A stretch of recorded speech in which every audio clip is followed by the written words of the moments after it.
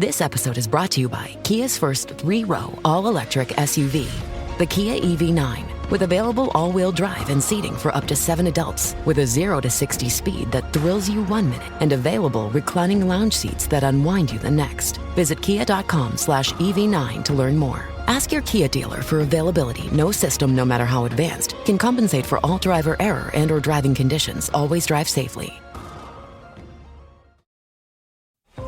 Listen to the 48 Hours podcast for shocking murder cases and compelling real-life dramas from one of television's most watched true crime shows.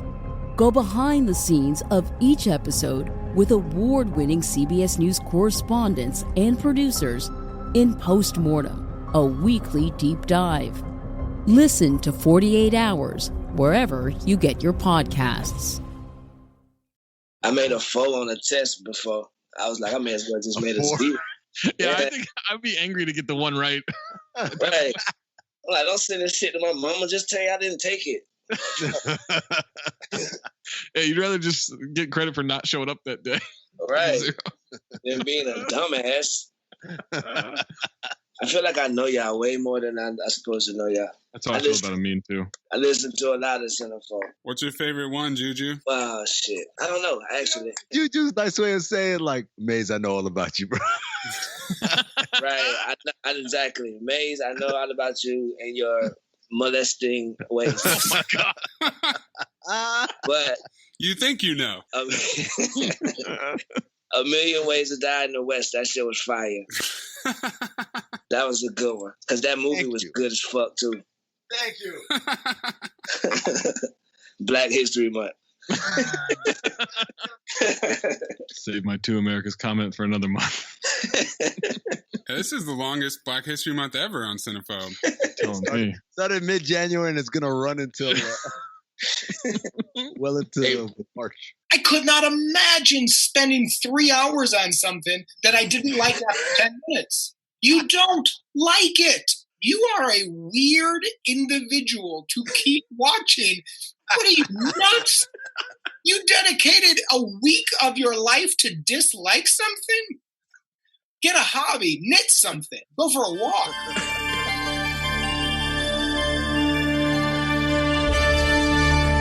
Previously on Cinephobe. How am I supposed to go back to the me before all of this pain? Excuse me? We're new in town and we've never had sex before.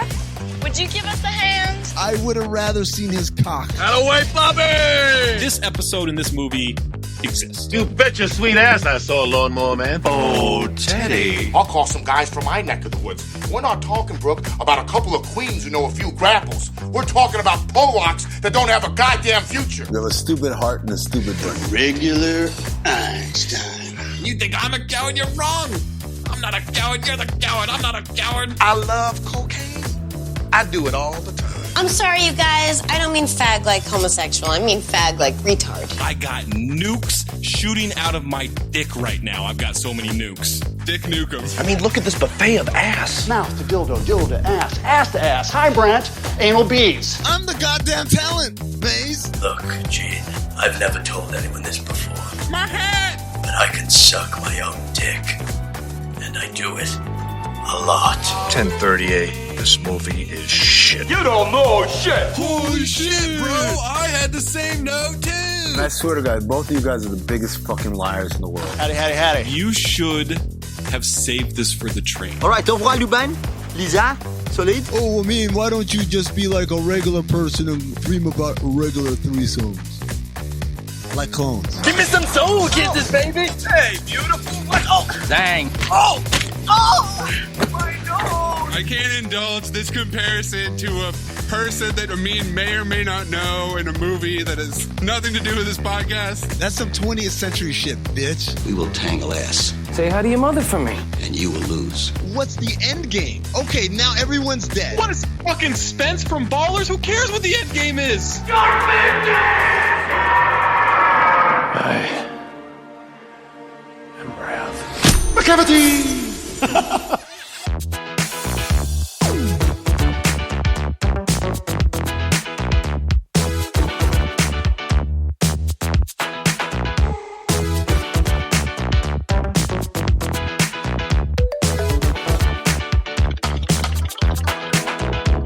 Welcome to Cinephobe, the podcast where we break down the movies you're afraid to admit you love. I'm Zach Harper. That's Amin El-Hassan. That's Anthony Mays. Reminder, patreon.com/countthedings. Get all of our exclusive content. And if you can, hop onto Apple Podcasts. Leave us a 5-star review. Say something nice. Or say something mean. Just leave 5 stars. I don't really care. 5 stars. And if you have a submission for Cinephobe, submit it. It needs to be 40% or lower on Rotten Tomatoes for the audience or the critic score. We're still in Arnold month in March. So this week we watched the 1996 action drama thriller Eraser. And for Drama? Eraser, yeah, action drama thriller. What do you got? What do you think? Action. It's action. Just action. Thank you. Thank you. Well, take it up with IMDb. This isn't my call. IMDb has got a poor shooting percentage on these, in my opinion. We've got a very special guest. I mean, you heard the voice in the cold open, so I don't know why I'm pretending that we're just revealing it now. And it's in the description also. It's in the description. Yeah, there is no surprise. It's the genius behind the Levitard Show with Stu Gott's social media accounts. Stream the album Dark Nights on Spotify. It's JuJu Gotti. Oh. What's that? What's that?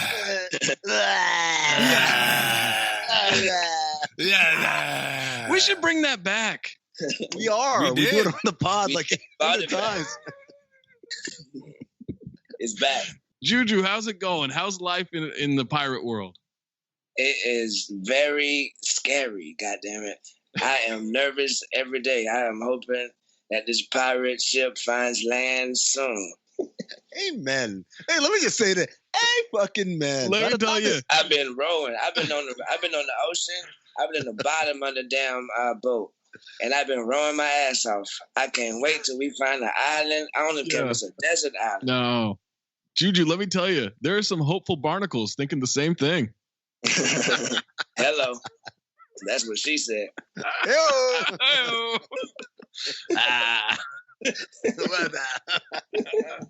Eraser stars Arnold Schwarzenegger, another legendary run during this time for Arnold. True Lies and Junior in 1994. Jingle All the Way in 1996, and then Batman and Robin in 1997. Everybody chill. We also get repeat offender. I wish I knew how to quit you. James Caan, whom you may remember as the priest, and That's My Boy. Forgot. This movie comes between Bottle Rocket and Bulletproof. Oh, yo, Bulletproof. Future File. We get Vanessa Williams in her second major movie after The Pickup Artist in 1987. Right before Soul Food. Ooh. That combo is her breakout, right? Because she was still a pop star at this point? Yes. Yeah. Was she on TV at this point or no? No, it was just all like music videos in her IMDb. And married to Rick Fox. And of course, she's Miss America in 1984. Was she on the Prince yet on this one? Oh, that's right. She played the sports writer. Right. Remember, who was pregnant in the limo in the Fresh Prince of Bel-Air. You're telling me she had 3 acting roles in that whole time? She's pretty good. Wow. Was she? It's Black History. Was she? Oh, God. Couple more days, Maze. Couple more days. James Coburn is in this from The Nutty Professor and Snow Dogs. Robert, not to be confused with Snow Patrol. Robert Pastorelli from Beverly Hills Cop 2, Striking Distance, and Murphy Brown. James Cromwell from Deep Impact and Space Cowboys. And we get John Slattery from Mad Men. Cromwell coming off his all-time heat check late in his career, Babe. Then he rattled off this movie, People vs. Larry Flint, LA Confidential, Deep Impact, and The Green Mile. This is James Cromwell's late 90s run here. And then Slattery, my only question was, will he have white hair in this movie? He's like Steve Martin level, getting the all white hair at a super young age. Yeah, he wasn't quite there yet. He was gray. He wasn't white. And he's like 34. We also got a repeat offender, Zach. I wish I knew how to quit you. Billy Bedlam from Con Air, Nick Chinland. Oh, yeah. Who, of course, was in Mr. Magoo. Hey, mate, while you were talking, I just remember one thing. It was the middle of the pandemic, and depression was at an all-time high. And you made me watch Cats. Fuck you, man. Thank you, JuJu. Thank you for speaking up for the people. Sorry, but keep going. Yeah, man. It's Black History Month, bitch. Hasn't it been better since you got that perspective of how low it can get? No. Absolutely. I like that you just sit there and then like hearing Maze talk. He's like, that's the motherfucker that made me watch Cats. Like it all comes together. Like, wait a second. Fuck you. We could also fill in Troll 2. One of the best podcasts we've done. Was it? Wasn't it? Takers? To the vote. Ballistic X versus Sever. I just listened to that episode again this week. Ballistic was a banger for us. The guy in the alley who gets his ass. No, you broke my nose. My nose. Eraser was directed by Chuck Russell. Repeat offender. I wish I knew how to quit you. Chuck directed Nightmare on Elm Street, The Blob, The Mask, Scorpion King, and a repeat offender after directing I Am Wrath. Wow. 3 writing credits on this one. Tony Perrier, Waylon Green, and Michael S. Chernuchin? I don't know how to say that name. Chernushin, sure. Tony Perrier led me down quite a rabbit hole, guys. Because this is his only movie credit. Yeah. And so I'm digging around trying to figure out just exactly who this man is. And on his own personal website, says he became the first African-American writer to create $100 million plus summer blockbuster. Then you look at a picture of Tony Perrier. He's white. We either have a Soul Man situation or we have a Vic Damone Jr. situation brewing here. I'm telling you, I know a white man when I see it. That's a white man. White man. And he also says that he's written films for Mel Gibson, Oliver Stone, Jerry Bruckheimer, and Will Smith, but none of those are on his resume. No, he's a liar. That's dope. I didn't know you could do that. I didn't know you could just say these things. And say, it's the internet. Man. You can say anything. Yeah, I made Training Day too. I was, you know what I mean? I don't know if you ever heard of me, baby, but yeah, check the internet. Tony gets screenplay and story credits. He wrote 1 episode of a show called Street Time and 1 episode of Queen of the South. Waylon gets screenplay and story credits. He wrote War Games, RoboCop 2, and a bunch of episods of Law and Order. He also wrote The Wild Bunch way back in the day. Yeah. And he was a producer for Hill Street Blues, NYPD Blue, ER, Law and Order, and Law and Order Criminal Intent. Yeah, he's got money. Yeah. 20th century, bitch. 20th century bitch indeed. And then Michael gets story credit here. He wrote 2 episodes of 24, a few episodes of Law and Order, 1 episode of Black Sails, 8 episodes of a show called Rogue. And there were extensive uncredited rewrites from Frank Darabont, who wrote The Blob for Chuck Russell, and also famously Shawshank Redemption, created The Walking Dead. He didn't write Shawshank Redemption. He directed Shawshank Redemption. William Wisher Jr. did Terminator, Terminator 2, and Judge Dredd. And John Milius, at the personal request of Arnold, who did Apocalypse Now, The Hunt for Red October, and Clear and Present Danger. Do you think if you've done Terminator and Terminator 2, you have to get permission from Arnold to work on Judge Dredd? Well, he was supposed to do Judge Dredd. Oh, really? Arnold was supposed to do Judge Dredd? He opted out of that one. Was the character's name John Dredd? They just call Arnold John in every movie. John Kimball, John Kruger. John Terminator. John Terminator. Yep. Synopsis for Eraser. A witness protection specialist becomes suspicious of his coworkers when dealing with a case involving high-tech weapons. I mean, that feels like that happens late in the movie. He's not suspicious until he's on the plane. Spoiler alert. Sheesh. Get your callback right there. Tagline for Eraser.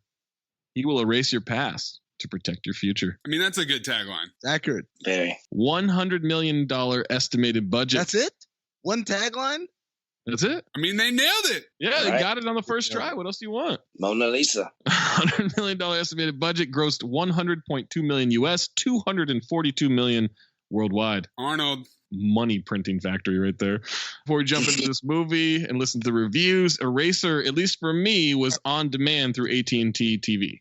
So I watched it on the TNT app, and on the TNT app, it says 3 days remaining, which means by the time you guys hear this, it will be long gone. So sorry, it's a rental for you assholes. Or it'll be on like Hulu or Netflix or some shit. Who knows? Maybe someone else got the rights. That's true. I Amazon Primed it like a dick, like a dumbass. Hey, at least you didn't Amazon Prime the wrong movie, Juju. Welcome to the Rental Wars, Juju. Yeah, Rental Wars initiation. Well, you got deleted. It made me rent the wrong movie, and then I rented the right movie, and I didn't need to rent either. That's the worst part. As a matter of fact, Anthony, you owe me like $6.99, bro.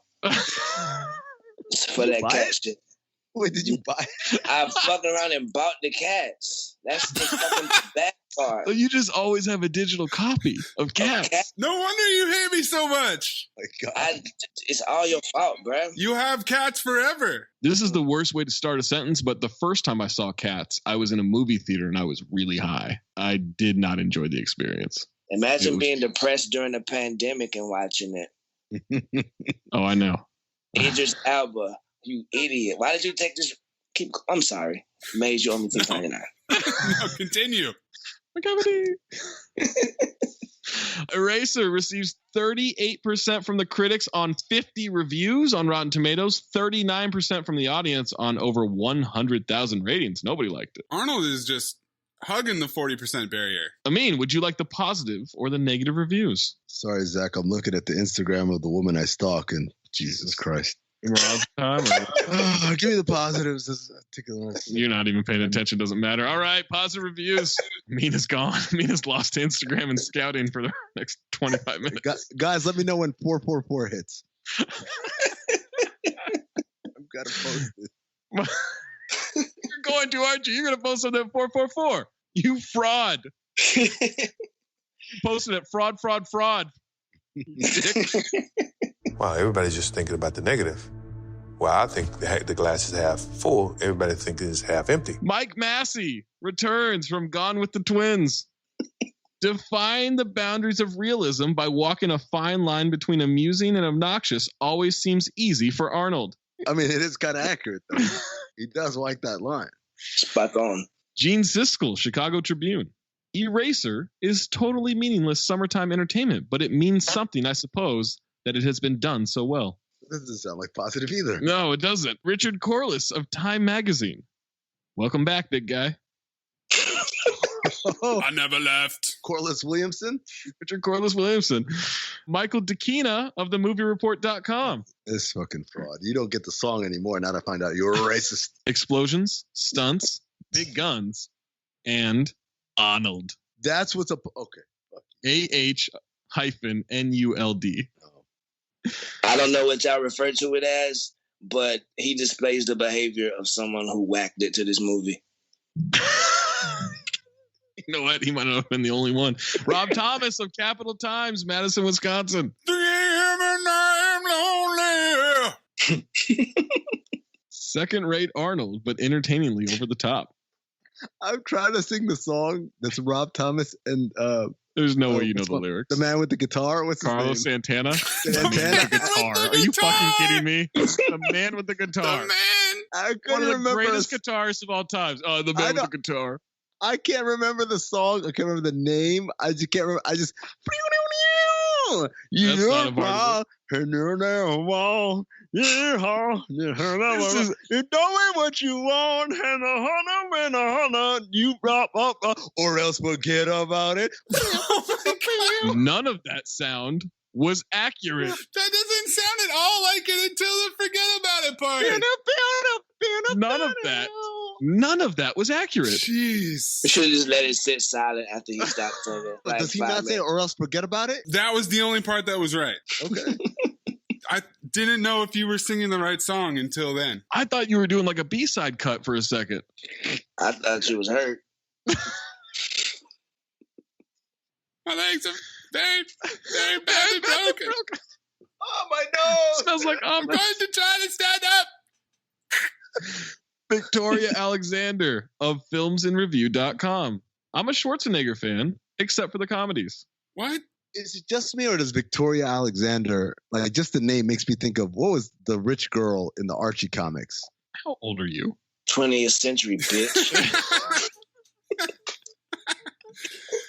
The Archie comics? Long before Riverdale. Archie comics were paper. You held them in your hand. 2 Americas. And it's the flipped Americas. How did this work? I don't know those comics. You never read Archie comics? I'm sure I did when I was fucking 4. Did they make their way over to the Sudan? They did. There you go. Motherfucker. Wow. Fucking racist ass. It's Black History Month. You don't get to ask questions like that. But I was right. James Roche of Netflix. Caan's character is great, Robert Pastorelli's ex-wise guy is enlisted to help and provide a little stereotype comic relief, and Arnold makes a mid-air exit from an airplane that makes for one groovy action sequence. I'm calling bullshit on this guy because I've never seen reviews on Netflix. That confuses me as well. We've had a couple of them. Is he like the writer dude who said that he wrote for Jerry Bruckheimer and all that stuff and is also black? He's going to say, yeah, I write for Netflix. If you right now started tweeting out stuff like, guys, just got a job at Netflix, I'm reviewing movies, and just wrote movie reviews and put Netflix in your bio, how many people you think would just go along with it? I think they would. And also, Like, it just hit me that, like, if this guy's lying about being black, then of course he's going to lie about any movie he's done. He's probably going to be like, I wrote Citizen Kane. Been around forever. Black don't crack. Just hit me. Kevin in La Forest. No. Of Montreal Film Journal. En la forêt? Okay. This movie's plot isn't extremely clever or original, but what I care about is that it's fast and furious, and that director Chuck Russell knows how to craft a kick-ass action scene. He said it. He also said kick-ass. Ha! It's the cage. Rick Groen of Globe and Mail. No. The bang for the buck ratio is high enough to appease even the thinnest wallet. What? Future callback on that. Robert Roten of Laramie Moviescope. Eraser is not great movie making, but it is fun. Stephen Rhodes of Internet Reviews. The funniest action picture this year. That dude's in witness protection. Internet reviews. That's what we do. We review things on the And then internet. user reviews. User George M. 5 out of 5 stars. 6 bags. Some CGI gators, some treason, and some EMP rifles. Forget these erroneous ratings. Eraser was a kick-ass thrill ride, and I suspended my disbelief throughout the whole thing as Arnie dispatched many a bad guy as the Eraser, John Kruger. It actually does have some cool action scenes and kind of gets lost toward the end where it loses some cred. Whatever. Arnold is kicking ass, and that's all that matters. Accurate. Arnie or Arnold? I like Arnie better. User blank 4.5 out of 5 stars. Amazing movie, but not recorded in HD on the Xbox. Very disappointing. Charter and PS4 it is. Why I'm not buying it? One of my favorite Aaron movies too. Deep. User Tanner B 4 out of 5 stars. Eraser 1996 3 question marks. Slam bang action movie with cutting edge effects, explosive action, and characters that make sense. A witness protection specialist vows to protect a female witness safe no matter how much of a target she is. Cartoonish, perhaps, but tons of fun just the same. A must for action fans. Available on Netflix. It's not available on Netflix. Cutting edge? Cutting edge effects, which I don't know about that. Disagree. That CGI is not good in this movie. The funny part, because I was going to say, yeah, maybe. Then I remembered the guy just said he watched it on Netflix. So yes, absolutely no. Might I remind you guys, 3 years earlier, Jurassic Park came out. User Robert A 4 out of 5 stars. It's an Arnie movie. What more is there to say? There's tons of action, bad guys, and James Caan acting his butt off. Oh yeah. There's also crocodiles. Oh yes. Is this guy on Cinephobe? He said it. He's got to be on Cinephobe. Negative reviews. At this point of time, my thought on critics not liking stuff is, then turn it off, you fucking weirdo. You have so many options. People who watch an entire project to hate on it, man, it is so weird to me. Brian Costello of Common Sense Media. 90s Schwarzenegger action movie is extremely violent. I mean, yeah. Well, hold on. Right. Oh, you know what? I was going to use some 20th century bitch type of slurs to attack this person. Then I realized, you know what? That's not appropriate. So I'm going to say, grab whatever products might be beholden for someone whose stomach isn't strong enough for some good old fashioned action. What? Put that on a t-shirt. Underdog. Ann Bilson of Daily Telegraph, UK. Oh, here we go. Hold on. Let me get a cup of tea in my hand. Right. Misogyny. The stunts, even show-stopping ones such as our man throwing himself out of a plane without a parachute and landing on a car without sustaining injury, have an air of desperation about them. Shut up. In the words of James Caan at the end of this movie to Vanessa Williams, shut up. Right. I love the way he says shut up. TV Guide. Big budget action filmmaking at its dullest. Oh. Ron Gonzalez of eFilmcritic.com. It's the sort of plot you've seen so many times before that you forget exactly where you've seen it before, though you know it probably worked better then. It's bad writing. Shut up. Time out. It's a movie constructed around 3 or 4 self-consciously cool episodes and passively entertaining as such, but there's also an awful lot of uncool contrivance, coincidence, and contempt for the audience. Fuck you, time out. Chuck O'Leary of Fantastica Daily. It's just by the name. Which one, Chuck O'Leary or Fantastica Daily? All of it. Everything. James Caan is good as the heavy, but the movie degenerates into routine comic book mayhem. Comic? So this was pre people giving a shit about comic book movies, right? Oh, gotcha. Right. That's what I'm wondering. John Wirt of Advocate, Baton Rouge, Louisiana. I feel like this is going to be the Wirt review we hear. Schwarzenegger delivers big action, big stunts, and high-tech suspense, but Eraser ultimately fails to thrill. I wasn't disappointed. I was thrilled. Luke Y. Thompson of New Times. It's a little better than the god-awful script it was based on, but not by much. God-awful. Dragon Ontulov of rex.arts.movies.reviews. Hold on. Not drag on, not that. Oh, gosh. I was like, use the steps. Do my leg, run this far. Oh. Yes, they do. Right. Black History Month, we get to do that. Yeah, we do.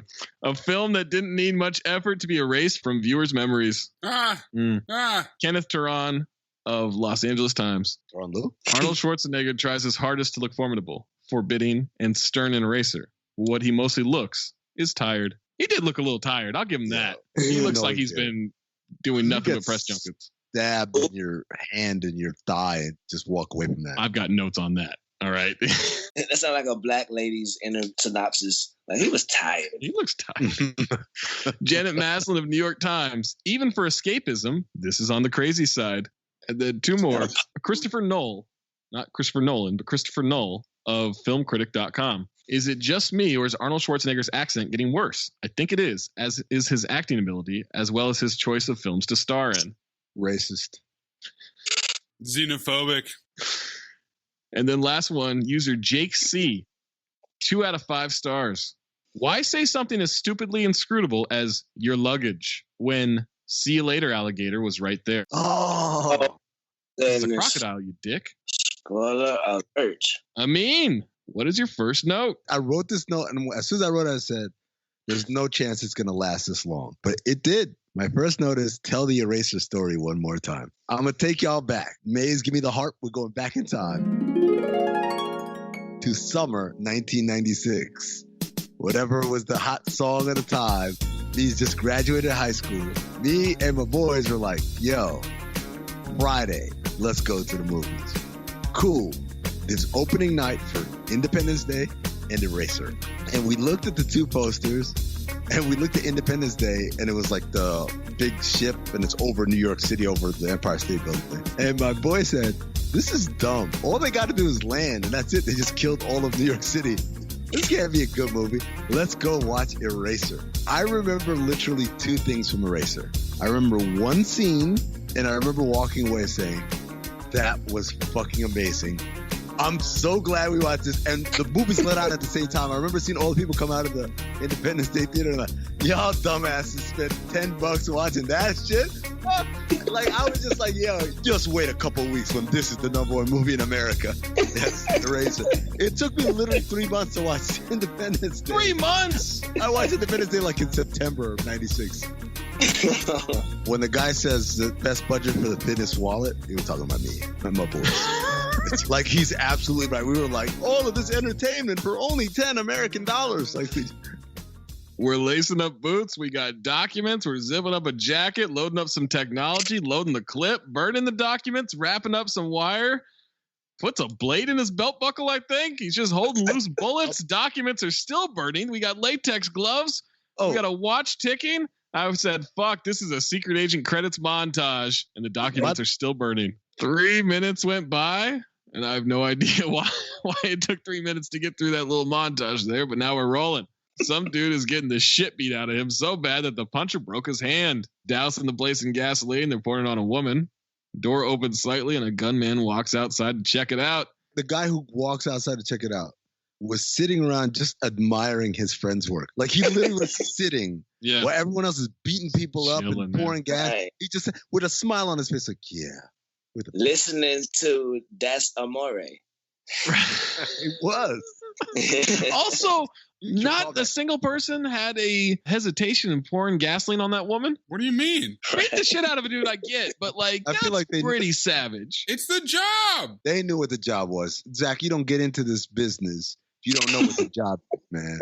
They know what they're here for. But also, listening to That's Amore, because I didn't realize it at the time, in retrospect, holy fucking shit. This movie joins Gotti and Last Action Hero as Italian American League. Y'all might want to lodge a complaint about this one. All of a sudden, that wire that was wrapped up just pulled a guy to the roof by his neck. Snatched his ass. Get over here. Oh, my God. Johnny says to shoot him quick, and the bad guy says someone wants a souvenir first. Fuck you. Just do me quick. Tension. Oh, boy. Yeah, there was a lot of tension on that wire.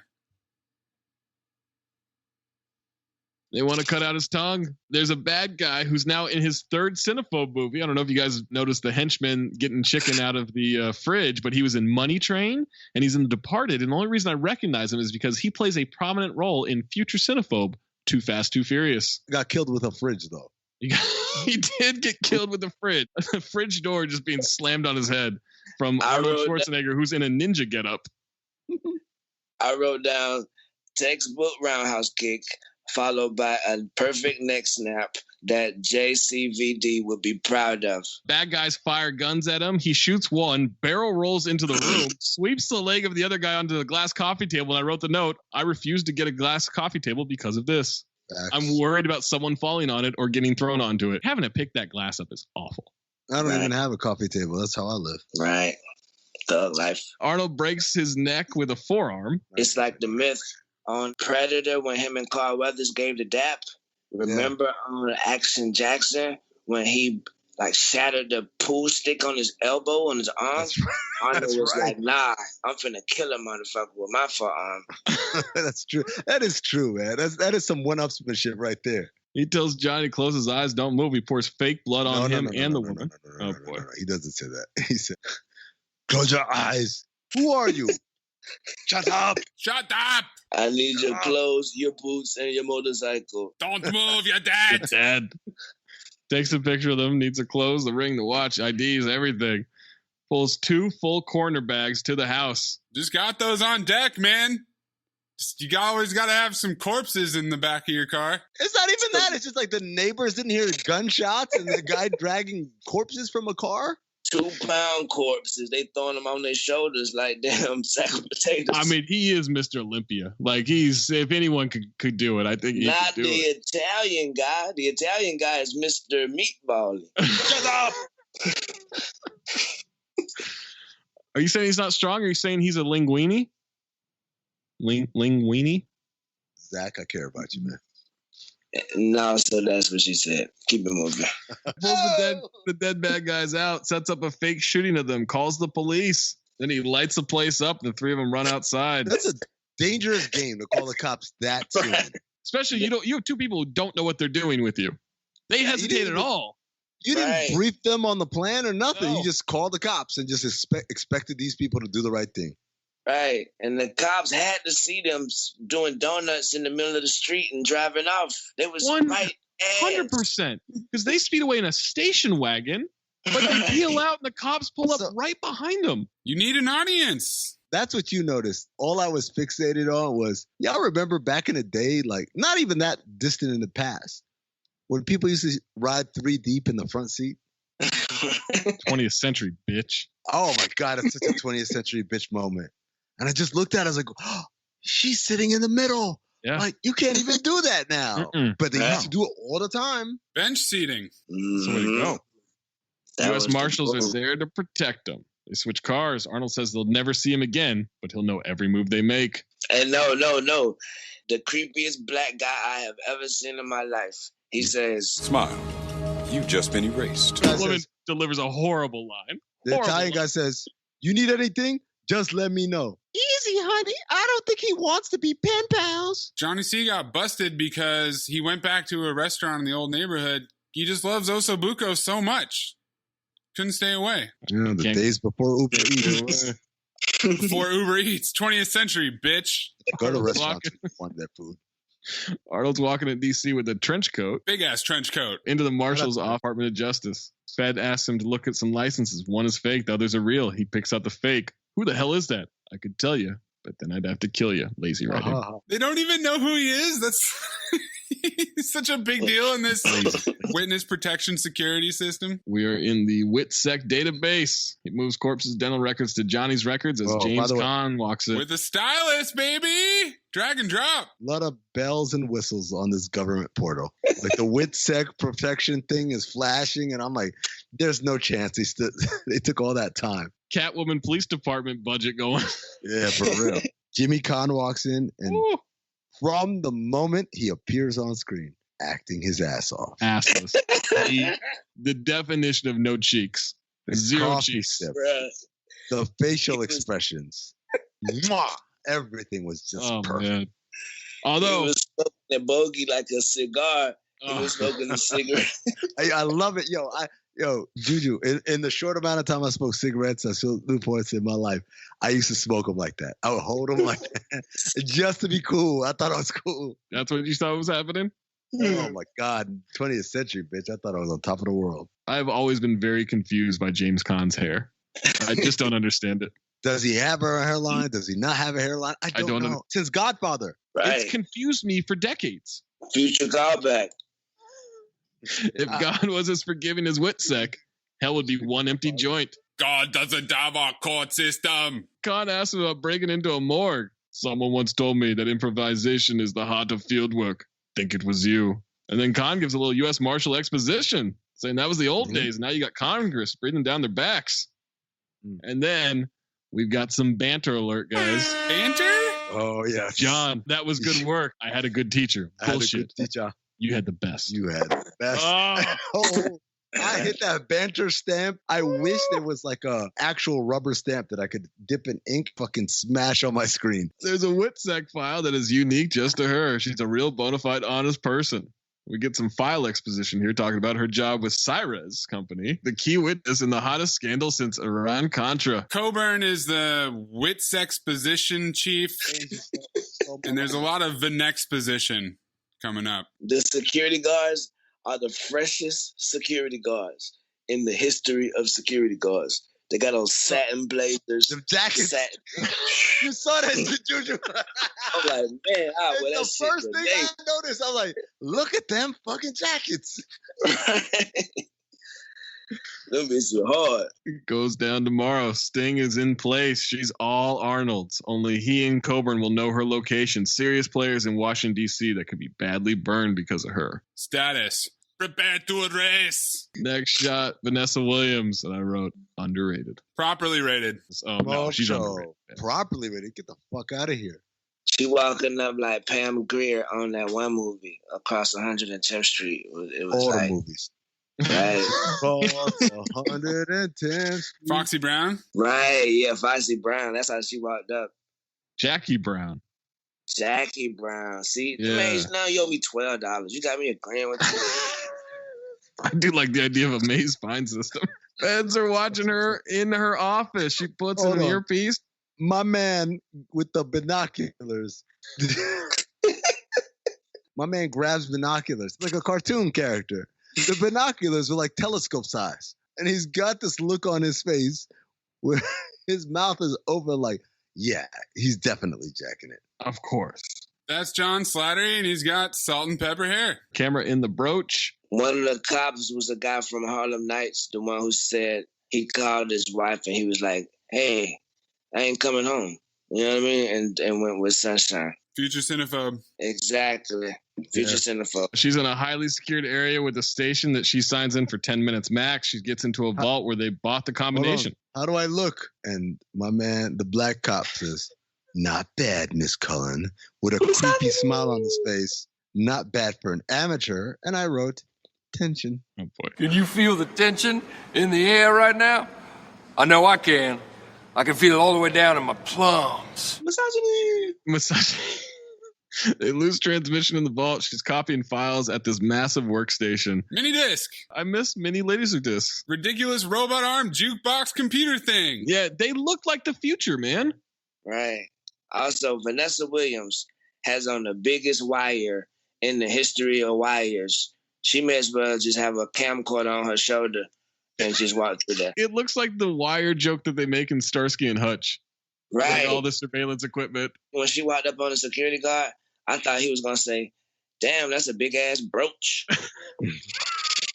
There's plans for a Mag Pulse prototype gun. They're being copied to the disc. She needs to hurry, but decides to copy one more disc. Always got to make a backup. She hides it in her makeup. Walks out. Security's there to take her to Mr. Donahue's office. What's up with the security guard's mustache or lack thereof? Like, he's got this weird, I shaved my mustache, but I kind of regret it, and now I'm trying to grow it back. It's like he put James Caan's hair on a mustache. On a mustache, yeah. Yeah. It's a callback. I didn't know you Caan do that.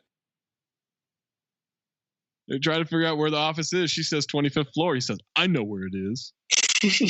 The next position. Donahue has footage of her immediately. He says, we're way beyond bullshit here. Who are you working for? I should ask you the same question. I used to think it was for the United States government. James Cromwell, fresh off of Babe, acting his ass off. Acting his ass off. Meanwhile, the feds say, shit, we're dead. I was like, nigga, you? No, she dead. She's the one in the office. Right. You're in a van. You could drive off. We're dead. Oh, now it's we, huh? This isn't the Red Cross. We make weapons, things that kill people. If the government isn't willing to pay the price for them, it's my job to find somebody that will. And she says, I didn't know treason was part of the corporate strategy. Oh, the next position. She got a lot of balls. Easy, Amin. Finds a camera and wire on her. She says she's working for the FBI and they're watching right now. And then he pulls a gun on her. You have no fucking idea. How could you do this to me?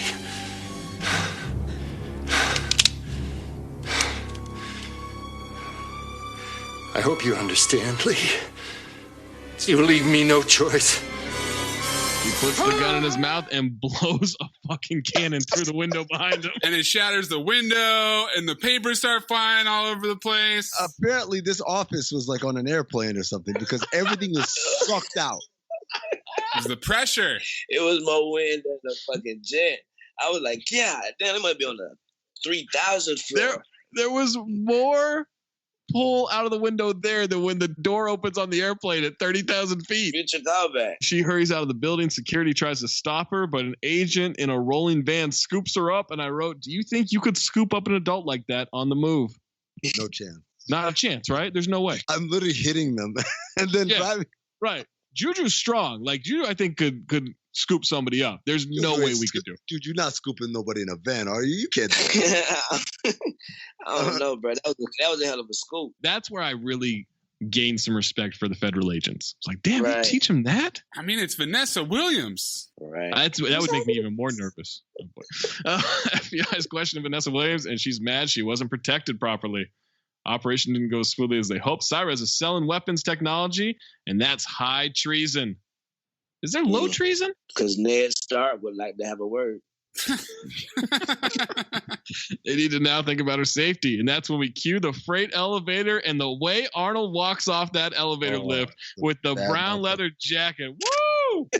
I don't know. I thought he looked tired.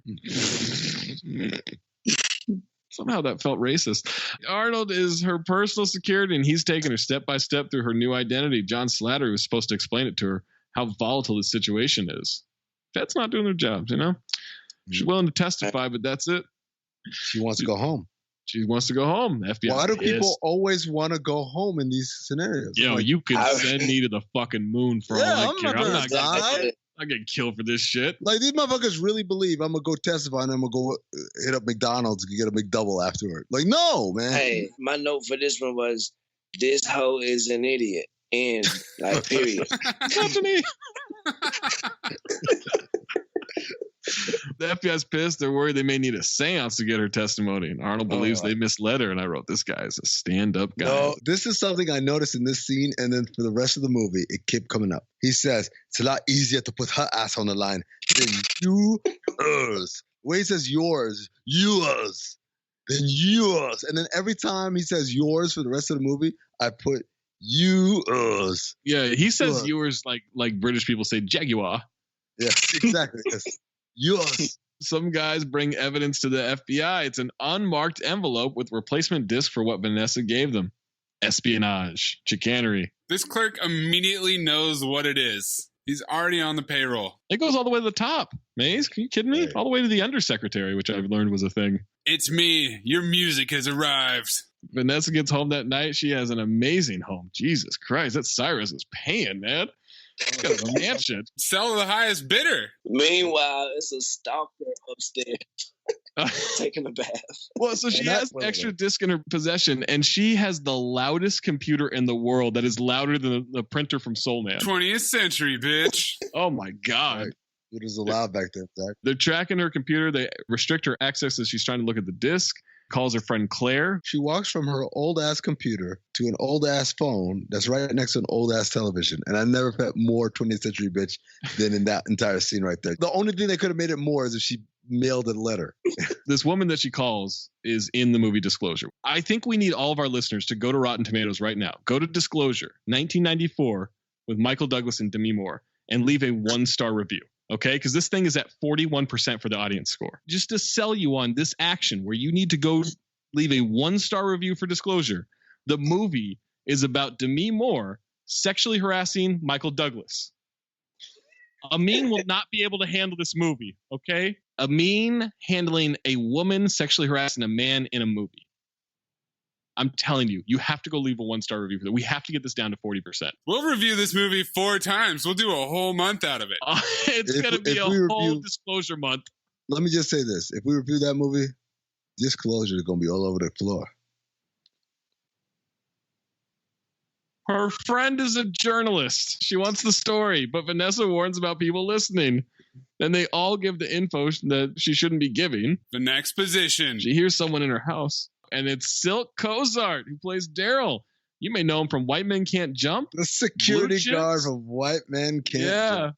Fresh Prince, Saved by the Bell, 16 Blocks. He's better than it all. Also, 16 Blocks isn't close to qualifying, which I found surprising. Comes down the stairs, wants to know why. She wants to know why he's there. He doesn't live there. My next note, these two would make an amazing looking person. Like, they would have... What? How is that racist?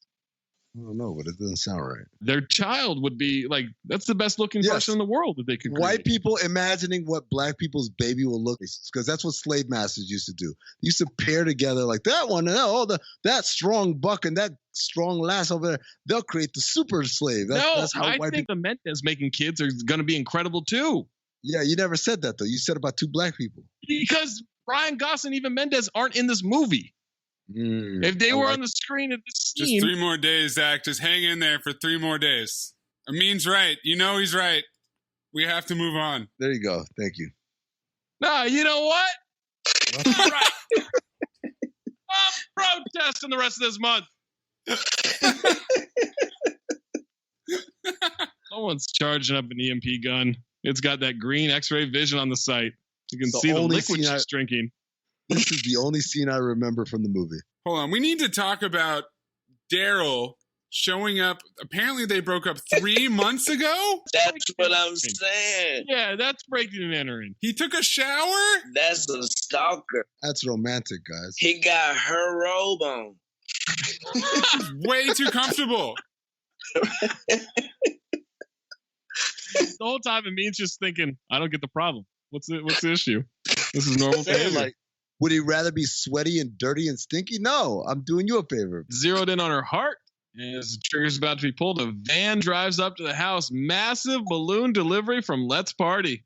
He thinks she's seeing someone. Doorbell rings. Arnold pushes through. Get down! Get down! Get down! Gets smoked by this blast from the rifle. Oh, my God. Oh, God.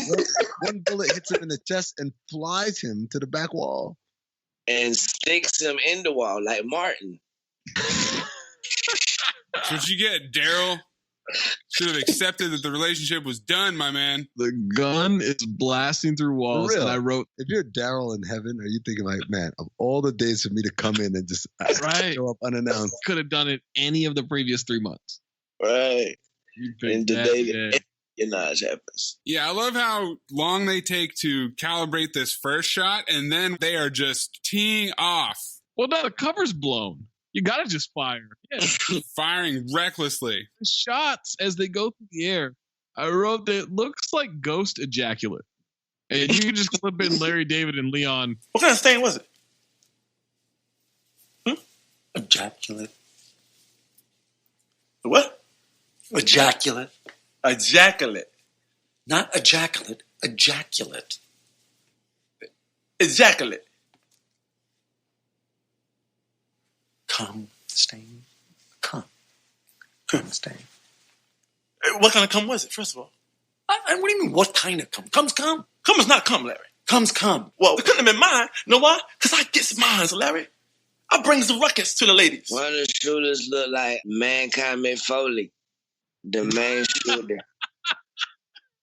And the other shooter was in Rush Hour. He was one of the cops, the one with a scar on his face. Literally in the credits, his name is Jay Scar. Oh, Jay Scar's kind of a good rapper name. Mick Foley threatened me on Twitter once, so. What? Oh, yeah, you got into it with wrestling. He threatened to put the sock in your mouth and shit. Wasn't the sock. All right, they're hiding behind a fridge. The site can't see through that fridge.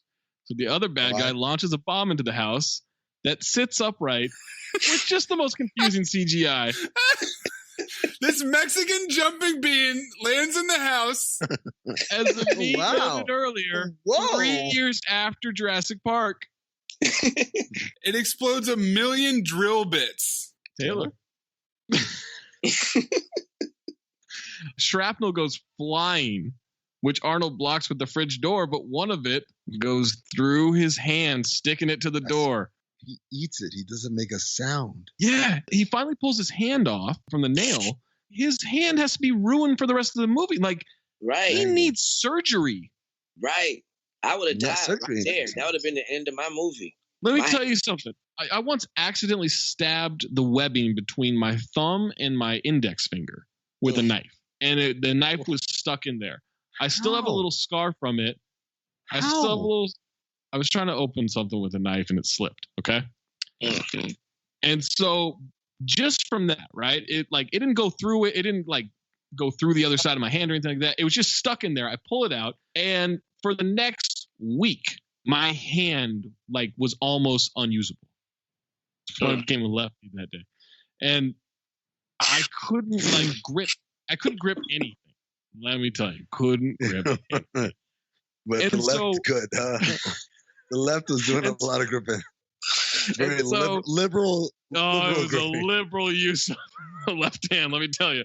And so, he had a drill bit go through his hand. And he's just fine. He took it like a G.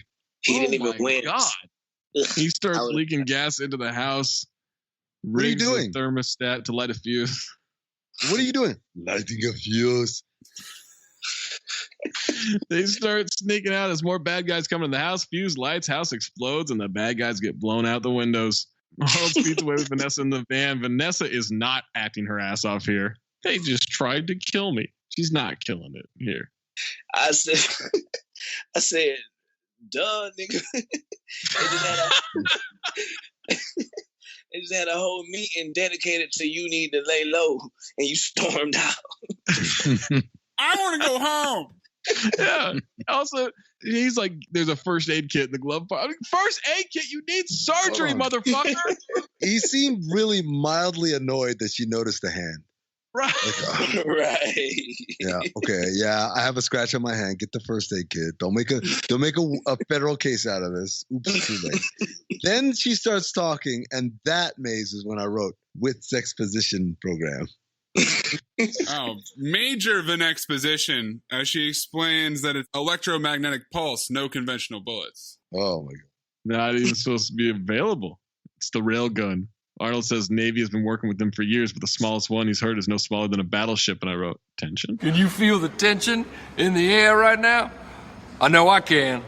I can feel it all the way down in my plums. Aluminum rounds that travel at the speed of light? Yeah, that was what? That sound, the speed of light. Also, he says railgun, but God bless the heart of whoever is doing the closed captioning. Because they typed it R-E-L-L, railgun. Oh, no. I don't know what Arnold is future. saying. That's another future callback. Vanessa does some getaway exposition explaining Cyrez is connected everywhere. Defense, CIA, NSA, even his people for all they know. Arnold's going to hide her until the hearings. Nobody will know where she is. Only him. He says to trust him. He's still shitting on the FBI. Left and right. So anti-FBI. Some guy calls the Undersecretary of Defense. And not some guy. It's Sam Hinkie who calls. Wait, back up. He told her that he was putting her with Maylene. She was hiding out from the Yakuza. We're not there yet. We're not there yet. I have notes. Juju, I got notes on that. First, we got to see Sam Hinkie talking to the undersecretary. He tells the undersecretary. They know about the reporter. They break the disc, and he's got to meet with the Joint Chiefs. But the undersecretary yells. He's like, "Get the duplicate!" Like he's doing a Christian Bale Batman impersonation, right? Whatever it is, get it. Where's thou? I'm not wearing hockey pads. Phone records were checked. It did talk to the reporter. I think you know what has to be done, he says. And I wrote, what if he gets that wrong? What if he just like gives her a stern talking to? What if he doesn't pick up on the go kill that person? Hey, Miss Isaacs, not cool. Not cool at all. Very disappointed. Did you take care of the reporter? I sure did. I let her know who's who and what's what. Arnold is burning all of Vanessa's credit cards and IDs. And everything he burns she her has. baby pic. And I said, what does burning a baby pic accomplish? I'm going to erase her from existing. Yeah, he's the eraser. Is that the only picture of her out there? She's fine as hell. I guarantee all kinds of people have pictures of her. People she's never met. Her sweatpants are high-waisted. I'm talking about them shits was right under her titties. She says it's everything she has. He says what she has is in her heart. Nobody can take that. They're going to try. What you are is in here. We'll stop them. I'm going to tell my kids when they complain about not having things. I'm like, everything you need is right here. It was like a comedy movie, how I thought they was about to kiss by the fire because she got up like over his head. Mm-hmm. You know what I mean? And Juju, you thought they were going to kiss. Instead, they did exposition.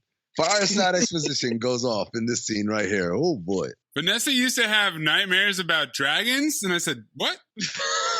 Well, I had the same thought as Juju because I wrote Arnold is praying for some tension here. Right. I feel like he was trying to create some tension, and she's just like, no, we're not doing this. He walked over and was like grabbing for her chest, and he just grabbed her chain and was like, oh, yeah, this is St. Peter or some shit. I was like, St. George. Also, I thought that was going to come back at some point. Never did. Yeah, I thought the dragon shit was going to come back too. Right. That's my never did. This whole scene, maybe. Arnold takes Vanessa to a woman's apartment. It's almost as if somebody else wrote this scene that wrote the rest of the movie. He renames Vanessa to Deborah Elliott and has made some cards for her. He gives her a credit card. She wrote, what's my limit? He says, it's not a license to shop. I want you to lay low. And I wrote, women be shopping. Women be shopping, boys. Yes, they do. What's up, Cinephobiacs? Or Cinephobe listeners, or whatever you want to call yourself. If you're a listener to Cinephobe, maybe you're just calling yourself a CTD fan. I don't know. That's not the point. We want to tell you about a fun new thing we're doing every Thursday on the Stereo app. Stereo app is a live social conversation app where you can be a co-host. You can be part of the conversation. You can just listen, whatever you want to do. But what you can do is support us and have fun with us and interact with us on the Stereo app. Every Thursday for Count the Dings, we're going to have Cinephobe content. We're going to have mailbag content. We're going to have after shows for the Cinephobe episode that just came out that week. You know, we put stuff out on Wednesday. Thursday night, boom, a Cinephobe after show. Talk about all the stuff that happened in the recording, all the stuff that maybe we couldn't say. You'll get an exclusive right there on the Stereo app, and it's easy. Just download the Stereo app and follow me at stereo.com/talkhoops. Follow Amin at stereo.com/talkhoops. Darth Amin. We're all on there, and we're all going to have these fun, interactive after shows. It's like a live show, but it's on the Stereo app. And the way you can really help us is when you go to stereo.com/talkhoops or stereo.com/Darth Amin, make sure we're the first show you listen to. Again, we're starting it this week, every Thursday.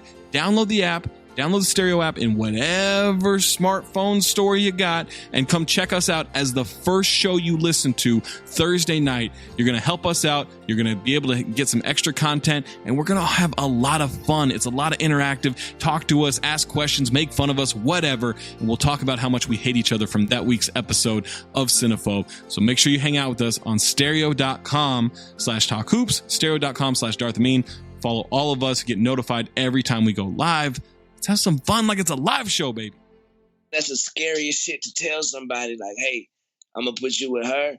She hiding out from the Yakuza, right? But it's all good. It's cool. Her name is Maylene. Like, that sounds like I'm going to die tomorrow. The Yakuza? You don't fuck with Yakuza. Couple of things happening in this scene. First of all, we get the action movie guitar sting as they're walking through. Oh, yeah. They're walking through what's clearly, as Family Guy would call it, Asian Town. It looks like the exact same Chinatown set as King of New York. This is where we could disappear. And I said, wait, the only white man and the only black woman in this entire neighborhood, that's why y'all gonna disappear? Your name now is Deborah Collins or whatever her name is. Debbie? Deb?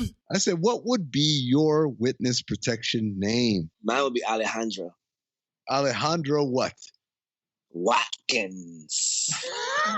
Yeah, no one would. You'd blend right in. Mine would be a name that we said earlier today, Amin. Cincinnatus Powell. Former ABA All-Star. There's a guy named Cincinnatus Powell from 1967 to 1975 in the ABA. My name would be Mandrew Jackson.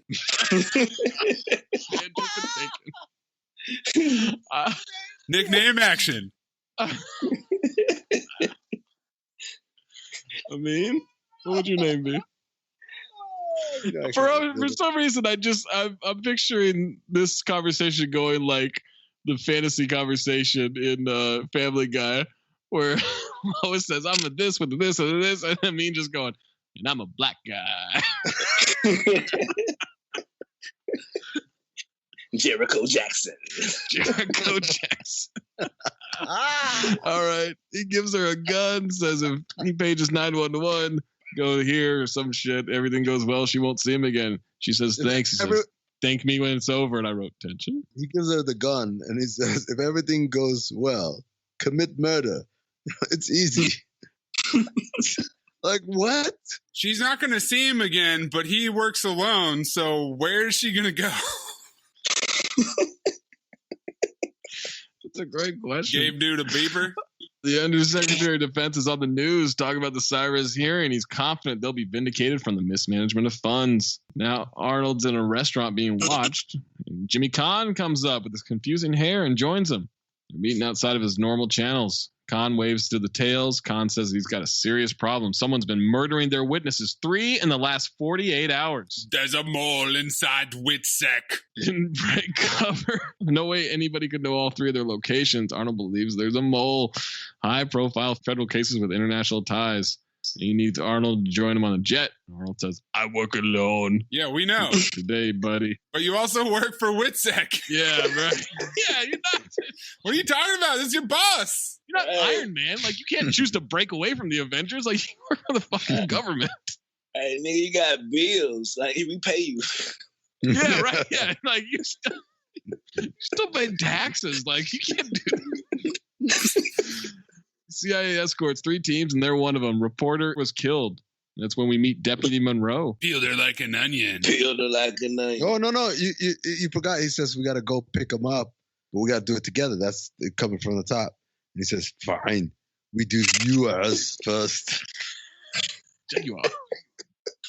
As they're approaching the plane, he's got the tiniest sunglasses ever. 1990s, bitch. Yeah, that's 1990s right there. All right, young agent meets Arnold. And then we get the other agent who I said only does plane movies. This and Con Air. Yeah, it's Billy Bedlam. I know it'll never get back. This motherfucker, the young agent, reminds me of. That's the fucking kiss ass. Get the fuck out of here, man. Get off my dick. So this is Danny Nucci, who's coming off Crimson Tide and The Rock, and he was about to be Leo's friend in Titanic. Do you ever get tired of babysitting scum? Yeah, but in your case, I'll make an exception. Oh, he says, yeah, but in your case, you are. And he says, who does this guy think he is? And James Caan says, he thinks he's the best guy in the game. I think he's right. Try not to piss him off. Banter. Yeah, give us the banter alert. Arnold loads up the weapons, and they're in the woods. Arnold and Caan taking the front entrance, looking for the blonde witness. So in the middle of protecting Vanessa, Arnold just gets on a plane, flies to God knows where, leaving her with an old woman in Chinatown. But he's the only one who knows where she is. That's the system. Because he works alone? For us to process. And he almost got his head blown off, but this idiot henchman didn't remember to load his gun. And he got shot by James Caan. Don't you hate when that happens? Yeah. When you're just like, I finally get Arnold one-on-one. He's not facing me. I get to shoot him. Wait, oh, fuck. I knew I shouldn't have procrastinated. I was reading this Archie comic. By the way, he loads his belt with a knife before they go into this. I said, oh, so that was his belt in the intro. Yeah, so who else would it be? What? Also, right before they go in, they pass the picture of the informant or whatever they're supposed to be saving. And I wrote, I feel like they could have looked at this pic on the flight as opposed to a quick glance before they walk in with their guns out.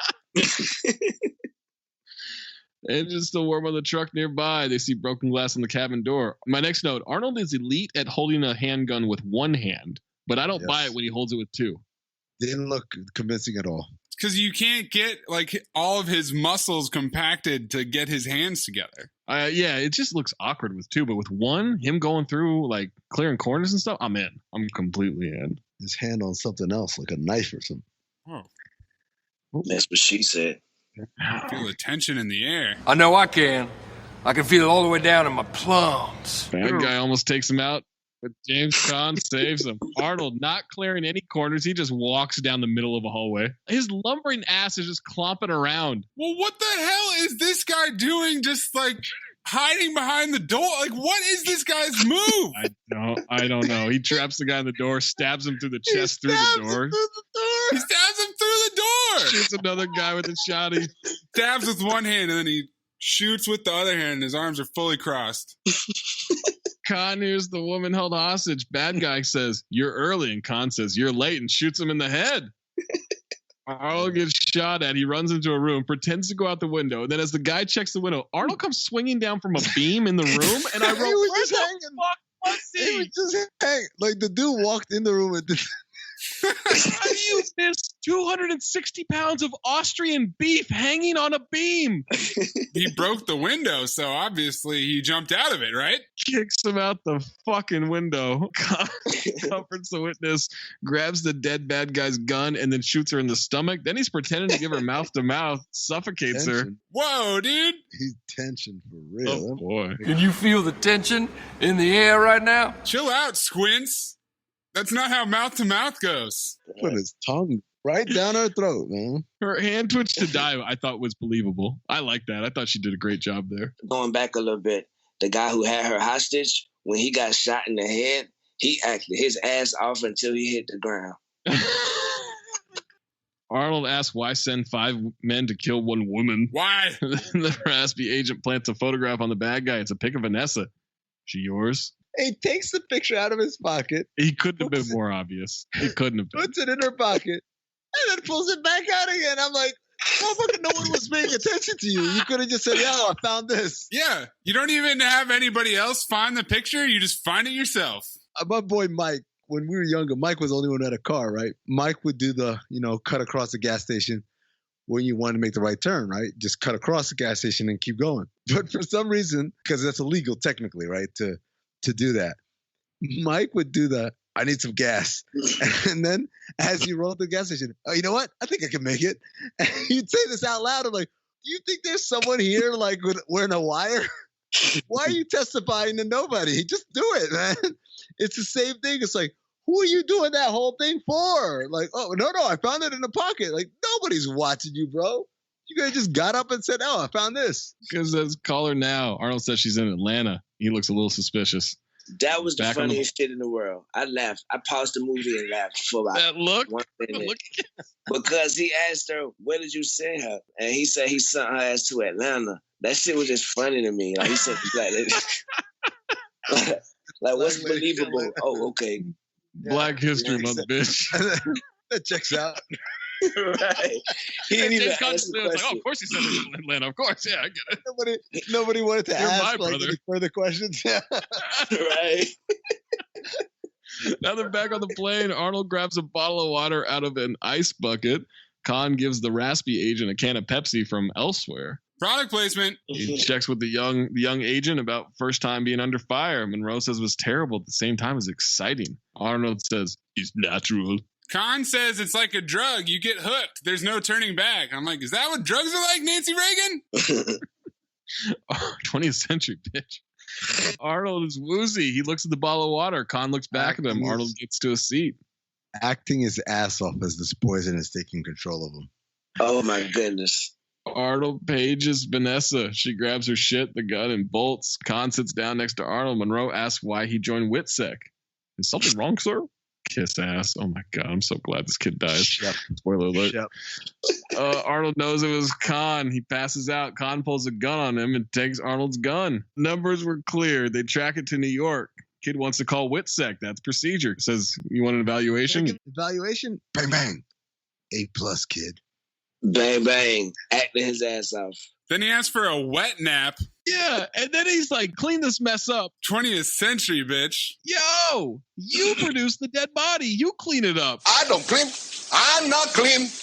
Okay? You clean it up. Boss status. Oh, God. What's Billy Bedlam for if not to clean up dead bodies? Arnold wakes up on the plane. Caan asks if he's confused. He reaches for his gun. Caan shows it to him in a plastic bag, says he killed the kid. It makes him the mole. Arnold struggles through saying, makes you a murderer. Caan calls himself a businessman. Very, very serious businessman. Very serious exposition. Is it just the money? Or are you trying to start your own dirty little war somewhere? Wars, John. I mean, wars, they come and go. What? We did Nam, we lost. We did the Gulf, we won. Hey, what changed, John? Nothing. Nothing ever does. The only difference is who gets rich and who gets dead. Personally, John, I prefer rich. Arnold says, drop your gun. If you drop your gun now, I promise I won't kill you. Knife comes out of the belt, hits Caan in the forearm, and then physics are out the window because he tears off the plane door, and then he just sits next to the opening. You've got to clip the yell he makes when he jumps to open the... Yeah! God, can't believe he nailed him with that cheap piece of mail order shit. Same amount of air in the airplane as when the guy shot himself earlier. Same. Less. Yo, let me just say right now, I won't lie. I'm thinking to myself, God, the only scene I remember from this movie was the one with the green lasers and the fucking house exploding and shit. Damn, man, like, was that wrong? Was this movie not fire? Am I gonna phobe this movie? And then right when he jumps, I knew right. This shit was taking off in a positive direction. Zach, continue. Because but bad guy number 2, whenever he first opened the window, he was acting his ass off. He was. Big time. Arnold pulls down a parachute. There's more gunfighting. He sees the engine. Then he tears off a seat and throws it through the engine, and now we've got an engine fire. But he can't reach the parachute, and now he's hanging onto the wall of the plane as he's outside of it. Wait. The fiery engine behind him is just blazing. Wait. My caption said, if you jump, you're going to your execution. But in real life, he said, if you jump, you'll go through there like shit through a goose. There is just some impeccable green screening. He's doing the classic Arnold grimace face. Oh my God. Oh my God. He grabs the parachute, throws it into the air, drops, and goes flying through the air to go get a parachute. I wrote, where the fuck did action movies go? Man. They could just do a parachute, just threw it out the window and said, I'm going to go get it. He pulled the action equivalent of playing football with Randy Moss, right? Just throw it. I'll go get it. Doesn't matter where. Or the action equivalent of Fortnite when you jump out the plane and find your damn feet. How's he going to get out of this one? When the parachute, is there another parachute? What do you mean? How's he going to get out of this one? I knew he was going to get out of it. No way. How's he going to get out of it? A stuntman going to get out of it. You see the stuntman. Stuntman didn't look nothing like Arnold. And the stuntman was falling his ass off, struggling with that damn parachute. How do you hire a fucking stuntman to be Arnold? Like, you can't do it. Stuntman. Grabs the chute, he puts it on with a bit of a struggle, he pulls the ripcord, and then James Caan tells them to turn the plane around and take him out. And I wrote, this is perfect action. Nobody has done this. I want his face all over this windshield. Never in the history of movies. Game of chicken with someone over in a plane. There's a game of chicken with the airplane and the parachute. Arnold fires a gun into the cockpit and blows the windshield out. The accuracy. It's the anger in his face as he sees the plane coming. He's like, fuck, they're going to hit me. Like, no, they're not. Pulls out his gun and unloads his clip. And as what did he unload? His clip. Oh, okay. That's not a stuntman. That's a marksman. How did his gun stay on his hip after jumping out the airplane, finding the damn parachute, putting it on? JuJu, when did he reload the gun? Because he was firing that motherfucker in the plane. JuJu, let me say this right now. Golden dumpster, that's how. That's what I thought it was going to be. There's one other scene that I thought it might be, but that's what I assumed it would be. It can't be any other scene. There's no other scene. Oh, I bet it's different. Yeah, I bet it's different. They pull the plane out. The parachute gets wrapped around Arnold. He's untangling the chute as he's crashing towards the ground. He releases it. Then he pulls the emergency chute roughly 1.5 seconds before crashing onto a car in a junkyard. I've always remembered this scene, and I love this. These two kids roll up to him, and this kid says, "Oh, damn, did that hurt? That had to hurt. I saw it." Where is this? Earth. Welcome. That's great writing. Shout out to Independence Day released at the same time. Welcome to Earth. And that was the little girl from the Bernie Mac show. Oh, is she? Was it? Yeah. No, it ain't. Isn't she? Baby girl? Welcome to Cinephobe. Arnold wants to take their dad's truck. The girl wants the parachute. Trade it for the truck, and their brother wants $50. That's an ass whooping and a half they both got. Boy, what? My car. So my question is, he leaves with the truck. Did he kill the kids or did he pay them $50? Because we never see those kids again. You have been arrested. He said $50? Like, you out of your mind? He sold his daddy work truck for $50. They traced the number to an apartment in Chinatown. They've tracked all 3 cab drop-offs from that time. Caan says it's the Bronx Zoo. Yeah, can we talk about them getting the cab records of all the 3 solo women getting into cabs in that area? How are there records for that? You see what the budget was for Catwoman City? Oh, yeah. Now imagine the federal government. Kidding me? They got all kinds of shit there. Caan calls the guy Dick Tracy. Get it? Because he traced the call. Arnold's driving like Helen Hunt trying to get to the zoo. Yo, as long as we mention Helen Hunt every episode, I'm good. So, yeah, that works. Bingo. Do people really go to the zoo at night like this? This feels like a daytime activity. And then right after I hear an announcement, the zoo is closing in 10 minutes. I wrote, I guess not. How long has she been at the zoo? Like 6 hours? Yeah, the zoo was popping, though. That shit was packed. Yeah, there were so many people there. A U.S. Marshal walks up to Vanessa. He's here to help. Arnold's on the way. She sees the other guys lurking. Must have shown the secret handshake. Grabs his hand and shoots him in the leg and runs off. That bitch just shot me. You the secret handshake. This bullet in your ass is the secret handshake. God gets there, tells him to close it off. The monkeys rat out where she is, and they go chasing after her. Arnold drives the truck into the gate. 2 agents fire recklessly. They light up the truck, and then when they check it, he's not there. He's already gone. Call back from earlier. Sonny shot up the car like God. Oh, revenge tour. He flipped it on him. And then Caan just looks around and says, he's here. I want someone to say this about me when they think I'm somewhere. Zach's here. That's what I want. Vanessa escapes into the reptile house. They're shooting recklessly at her, saying it doesn't have to be like this. And she's out of bullets. Back. Yeah. She has a lot of balls. It was like, it don't got to be like this. She just start busting. Bah, bah, bah. Bah, bah, bah, bah, bah, bah, bah, bah, like multiple shots. And then it goes click, click. And she looks like the gun broke somehow. Like, what? This 6-shooter ran out of bullets? She's out of bullets. And then Arnold busts through, dives through the air to fire his gun. She says, "You're late." He says, "Traffic." And I say, "Banter." Chekhov's alligator is lurking in the background.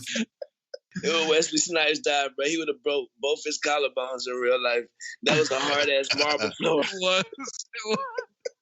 She's out of bullets. He only has 2 rounds left. The guy who got shot in the leg is like doing this squat walk. I was like, what the fuck is he, Iron Man? Like, how you got shot in the leg? You can't squat. Future callback. Arnold shoots out a giant glass panel that's housing crocodiles, and we have the CGI gator attack, to which Maze, you know what I said? We built these crikeys. We built these crikeys on CGI. Have they fed these crocodilies at all? Because they come out ready to eat these henchmen. Ready to eat. The crocodilies are out here starving. Like, Jesus, it's about arm time. ripped off, head taken off. Crocs are dominating the human. They almost take out Arnold and Vanessa. Arnold kicks him in the mouth, throws a podium at him. And my next note is, run serpentine, you idiot. He's just running a straight line. Grabs the gun, shoots it in the mouth and says, "Your luggage." Golden dumpster. And by the way, when he said it, I wrote, "We killed these dillies. We killed these dillies with CGI." And just another reminder, 3 years after Jurassic Park. What do you mean? Was there a difference? Jurassic Park did a better job of depicting extinct animals that have been gone for hundreds of millions of years than Eraser did depicting animals that exist right now today, 3 years after Jurassic Park came out. For $100 million. That was the other thing I thought was going to be a golden dumpster for Amin. I couldn't tell the time in the movie. I thought it was either the airplane or it was going to be the crocodiles. I enjoyed that scene, but not quite firing the gun at the James Coburn doesn't believe Caan that Arnold's dirty. You don't like him just kicking the alligator in the face? Crocodile, be respectful, you dick. It's an alligator. It's a crocodile. It's an alligator. You say alligator, I say crocodile. Anyways, it might have been an alligator, but after a while, it's a crocodile. No friends, no family, nothing to keep Arnold honest. Coburn can't rationalize it. Caan says Vanessa's in it with him. Coburn accepts what Caan's saying, do whatever it takes to bring him in, but bring him in alive. And Caan has a look on his face. It is not a good poker face for a green. It's just like, I'm not. Oh my God. Dying. Look, golden dumpster nominee number 2 for me. The way he looked back, like Scooby-Doo looking at clues, he was like, bring him back alive. And he would look like, alive? Where do they do that? Locked up. I want this guy locked up so tight it'll make his balls ache. Whose balls? The city? Tension. Does the city have the balls? Are we talking about Arnold's balls? Getting all swollen with a light blue hue to them. When they left the zoo, Arnold jumped through the window, bareback, a minimum of 2nd-story window. Back first with Vanessa Williams. Arnold calls Coburn and tries to dime out Caan. Coburn says to come in, and their agent that says he's the shooter. He'll call back when he has proof. Arnold says they're on their own, can't stay on the run for long. They need hard evidence. She shows him the extra disc. But next position. He tells her the reporter friend is dead, and I wrote she's not acting her ass off once again. She's really struggling through these emotions. He said, it's not you are her fault. And I'm like, it is absolutely her fault. 100% her fault. She called her. She called her. Like, what do you think the shit was, man? Oh, the government could tap my phone? Called her and then said, yeah, I probably shouldn't be saying this on this phone line. You know better. The priest appears out of thin air, tells Arnold they're in the clear, but he didn't used to be a priest. He's a former witness, and Arnold has more former witnesses than Charlie Sheen has investigative reports. Oh, it's not even that, Maze. It's that you got a witness and you put him in WITSEC. In New York fucking City? Right. Mass church? You put him in you might as well have just taken out an ad in the paper and just you know where the mob goes? To church. Like they're Catholic or wait a second. So he had to give up women to be a priest and enter WITSEC? You can kill me, mobsters. Right. I'll take my chances. Got a Carl Weathers mustache. Also, him and Vanessa Williams were talking about it's the only way we do get the proof to go back to whatever the name of that company is, Skynet or whatever, and get it. And she says, that place is a fortress. We can't go back there. They'd expect us. I'd hate to disappoint them. Oh, my God. When he said that line, file. He was looking down and he looked up at it. I'd hate to disappoint them. I was like, oh, yeah, file. Take the priest's car. They pull up. He walks into a drag queen burlesque show. No, before we get there, like the outside of the club, I see people walking outside. I'm like, the club attire, these motherfuckers got vests on and shit. I was like, the fuck is like? Then I was like, it is the 90s. I don't know. Yo, this is the same year as the Birdcage. Yeah. And then we walked in, and then I was like, oh, and then you heard club. Never mind. It's raining men. It's raining men. Which still, I'm gonna tell you something. For all of our gay listeners, y'all must be so glad. Hard why on that? That was a hard why. All of our gay listeners, I want to say this. Y'all must be so happy that like the 90s are over, because for a strong 25 years, whenever you wanted to let people know that this is a gay club, the song that was playing was "It's Raining Men, Hallelujah." That's the song. That's how will we know that they're gay? Say it's raining men, they'll all be excited about it. Like, there's so many songs. They picked that so one. To my dad and I don't know, maybe the one other gay listener that we have out there, please let us know. Your dad listens? Oh yeah. So wait, so your parent listens, and Zach, I forgot your name. I was gonna call you Waz, and then I was gonna call you Trey. What? And I was gonna call you Jerv. I went through every bitch. Yeah, exactly. Zach, I forgot your name. Welcome to Cinephobe.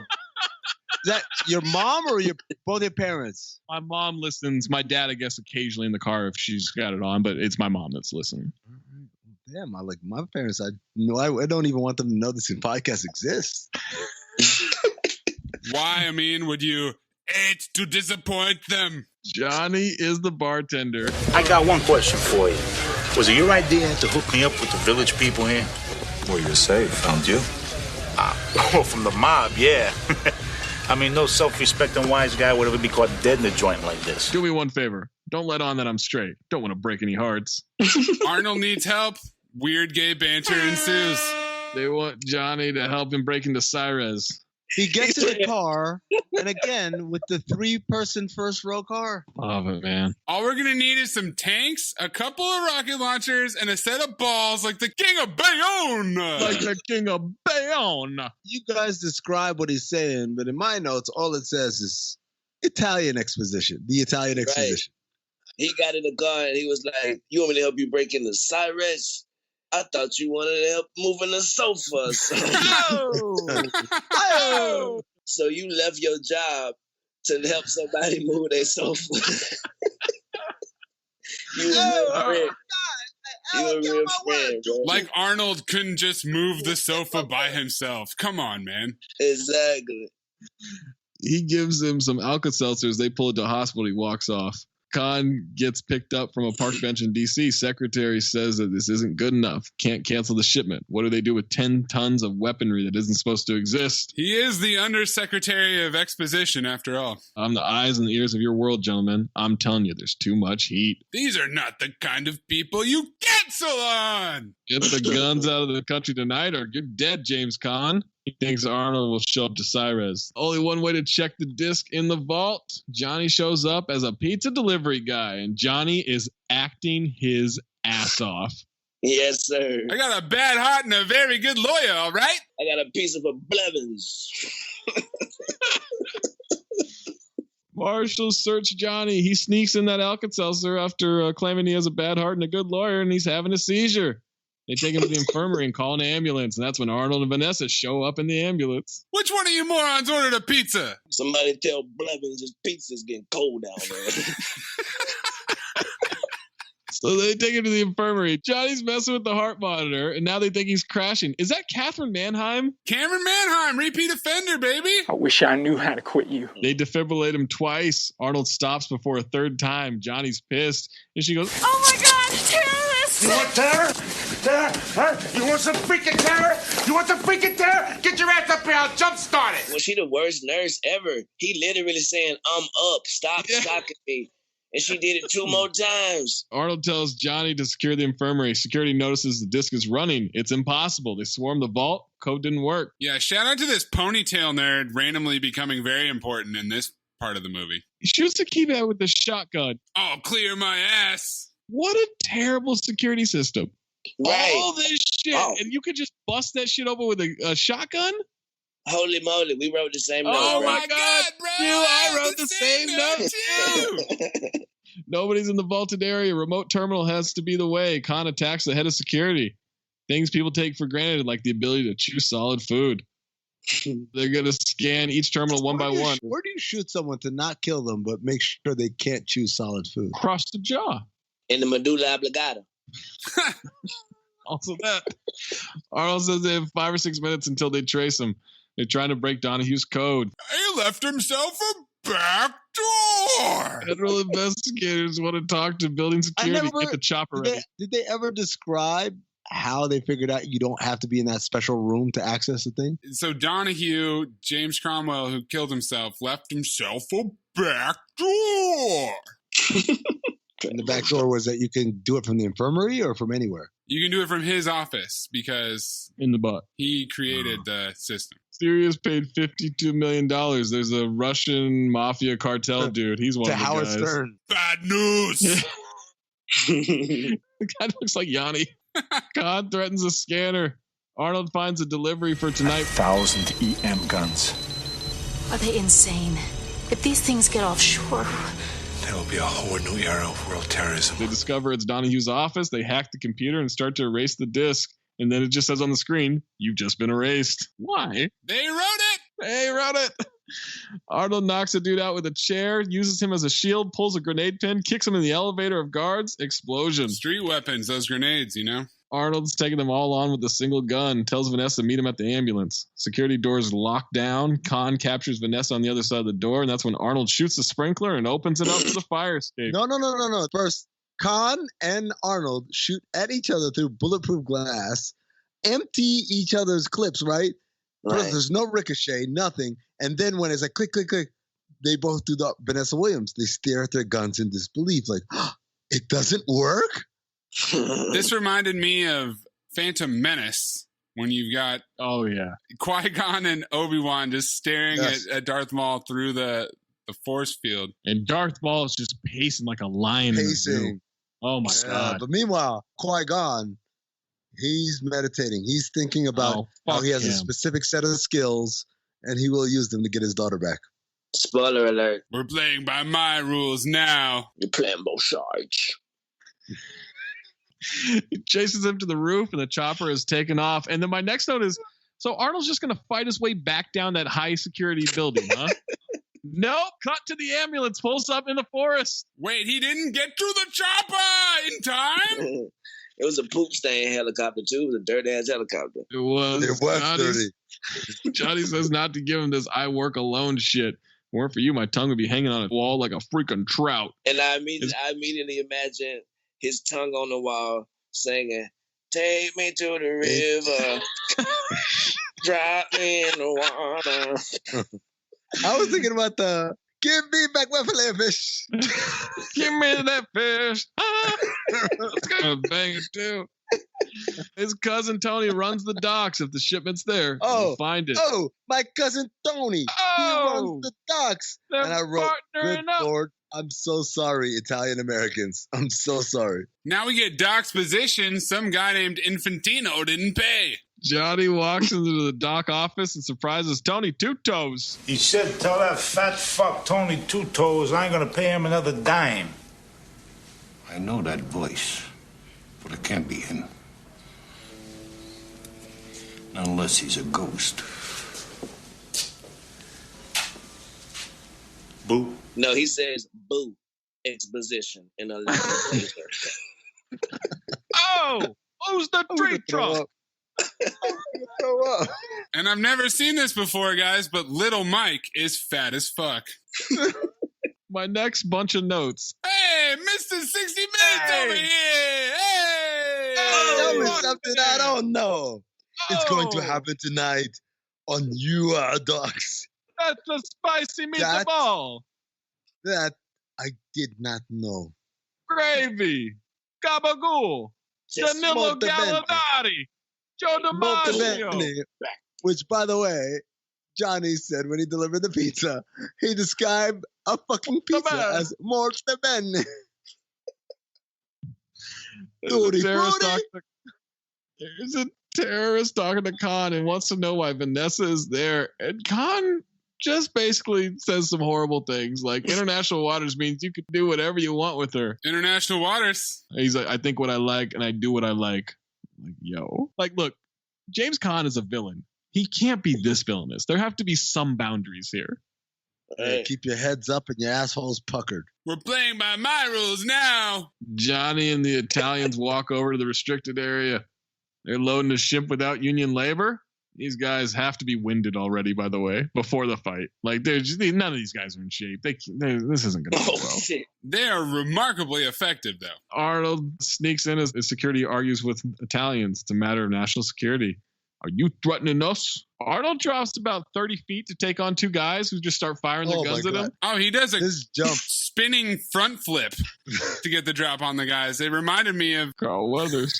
of Action Jackson. I mean, just the entrance from above. It did remind me of Action Jackson because he didn't just jump down. He fucking flipped and spun and spiraled and then somehow landed behind them. And at first I was like, yo, the dude's up there. You guys have machine guns. There's no way you could miss him. But then by the time he landed behind him, I was like, maybe he could have.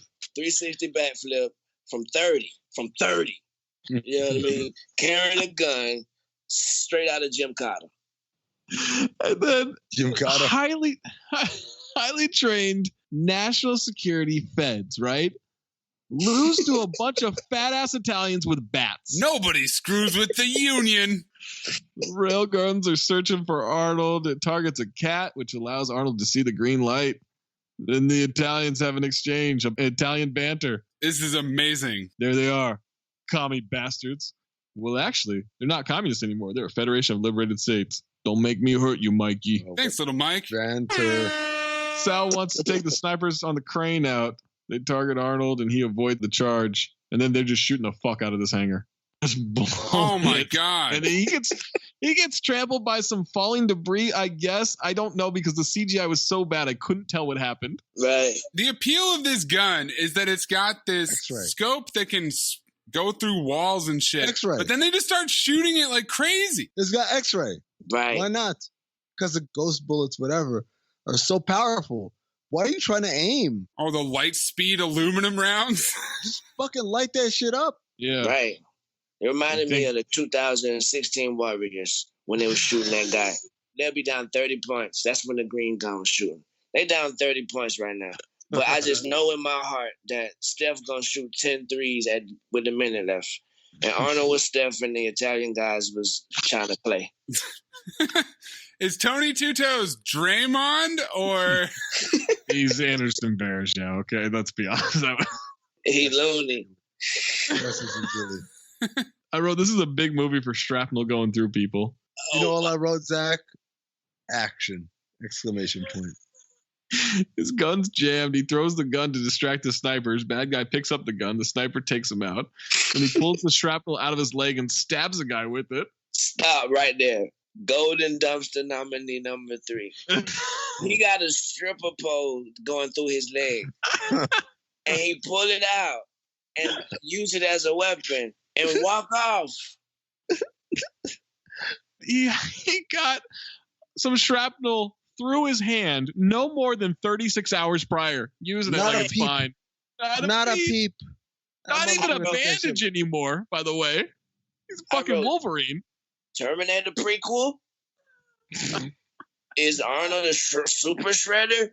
did I misunderstand everything like about this movie? Because he had a stripper pole going through his leg. It was a big ass fucking. Yeah, it was big. And he was kicking ass again. Oh my god! Floor guards come in. Arnold's hiding under the floor in the crawl space. They shoots 2 guys through the floor, bursts out of the wood floor like Free Willy. I wrote violent. Below, breaking through, shooting, and then shooting, and then double with barrel the new guns. EMP He picks up the new guns. He accelerated out of the ground onto another level of the floor, and he just took a stripper pole out of his leg. It looked like that video of the defensive lineman that jumped out of a pool onto the ledge. That's how he rose out of that wood floor. Myles Garrett. He talks to Caan on the walkie-talkie. Says, "They missed. I'll be right out." They unload on that hangar. Vanessa's trying to escape from the chair with the terrorist. She grabs a pot of coffee, busts him in the head. Villains always have a pot of coffee going. They love coffee, man. That's how you got to be villainous at night. Ain't one bad guy had good enough aim to shoot Arnold yet. And mind you, Juju, they're using these super guns that are like cannons. Right. You don't even got to hit them. You just fucking light the whole building up. You got to hit it. Like something's got to hit them by mistake. Something. Arnold marches out with 2 EMP guns blazing, blowing everybody the fuck up. He's shooting recon trucks. 2 guns, 1 for each of you.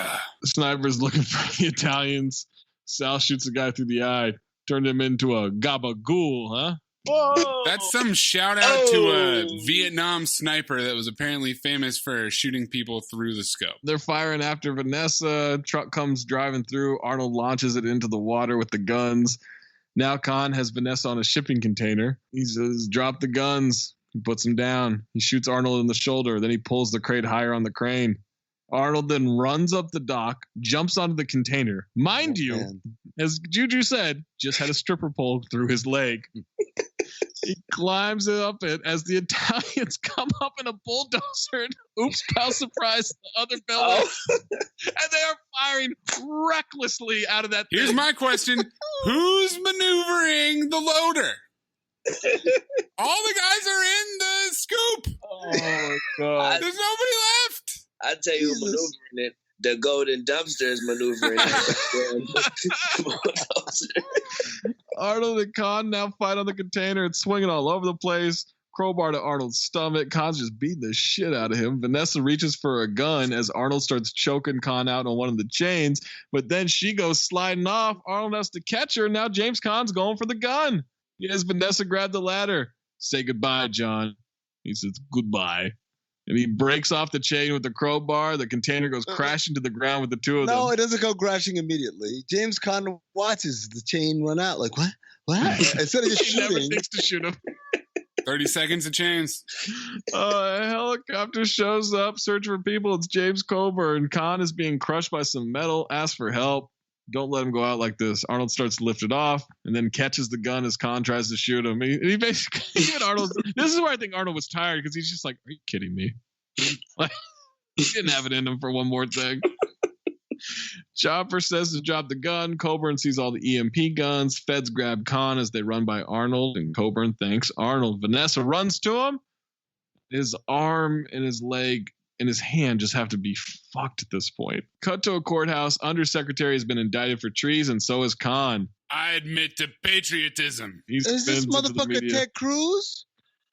And also, Arnold Schwarzenegger has an arm brace on, but no leg brace because he just had a stripper pole through his leg. He ain't even on crutches. It's clean through and through, Juju. He took a bullet through the shoulder and then caught onto a shipping container one-handed and pulled himself up. And that same hand had a nail through it. I was about to say, to be fair, he caught the shipping container with the other arm. The arm that had the hand that had a nail through it like 36 hours earlier. Vanessa says they're going to get away with it. She couldn't have done it without Arnold watching over her. Undersecretary says to keep his mouth shut when talking to the press, and Caan says it'll never go to trial without her testimony. Then she gets in a van and it explodes. Massive fucking explosion. They escaped through a sewer grate. I'm going to be honest. Before I saw them crawl through the sewer, the thing explodes and everyone's kind of like, oh. And I wrote Gene Parmesan. How do they keep falling for the same thing over and over? Gene!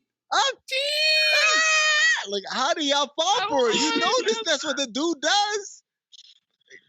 God. He fakes people death for a living. With this bitch gone, we could spin doctor ourselves cleaner than Mother Teresa with the G-Dog on the flight tip. That's with the pussy. I wrote, James Caan channels his inner Amin by saying, with this bitch gone. Fuck her family, fuck her friends, I'll kill them one by one. You think the other was responsible for the van explosion. Then the limo stops abruptly on train tracks. Johnny was driving. Car gets locked up. Phone rings. It's for Caan. And Arnold says, You've just been erased. He said it. He said it. and now the train's coming. I wrote, is this a train movie? They can't get out of the limo. Plows through the limo. She says, what happened? And he says, they caught a train. Roll credits. That was the only time I said maybe there's a second golden dumpster. Because the movie's over, but they decided, you know what? One more. And then I freaked out because Arnold's name in the credits is Eraser?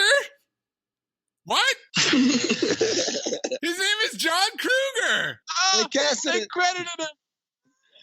No one called him Eraser the whole movie. Oh, he was Eraser. Come on. The word eraser, because I spent the whole movie waiting for it. The word eraser is never uttered. Erased is the closest you get. I kept thinking he was going to say at one point, I'm the eraser. I'm an eraser. I erase things. Take us, gents. We take things.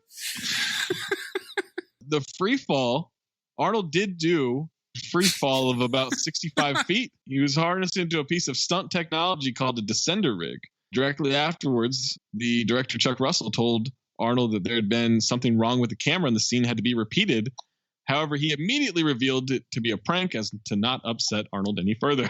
Arnold premiered the film at the Olympic Village in Atlanta, Georgia during the 1996 Olympic Games. And now some Cinephobe trivia. What band performed a live concert before the film was shown? Amin? You think it was Rob Thomas and that guy with the guitar? Rascal Flatts. It's a very 20th century bitch band. Goo Goo Dolls. You knew that. Yeah, I knew. I saw it. Man, that's a great name. Even if you had guessed it, I would have been like, yo, that's a great ass guess because I don't want the world. Just happened there. I don't want them to understand when everything's meant to When Amin started singing there, it was the same noise that Arnold made to pull the door off the plane. I want you to know who I am. The producers.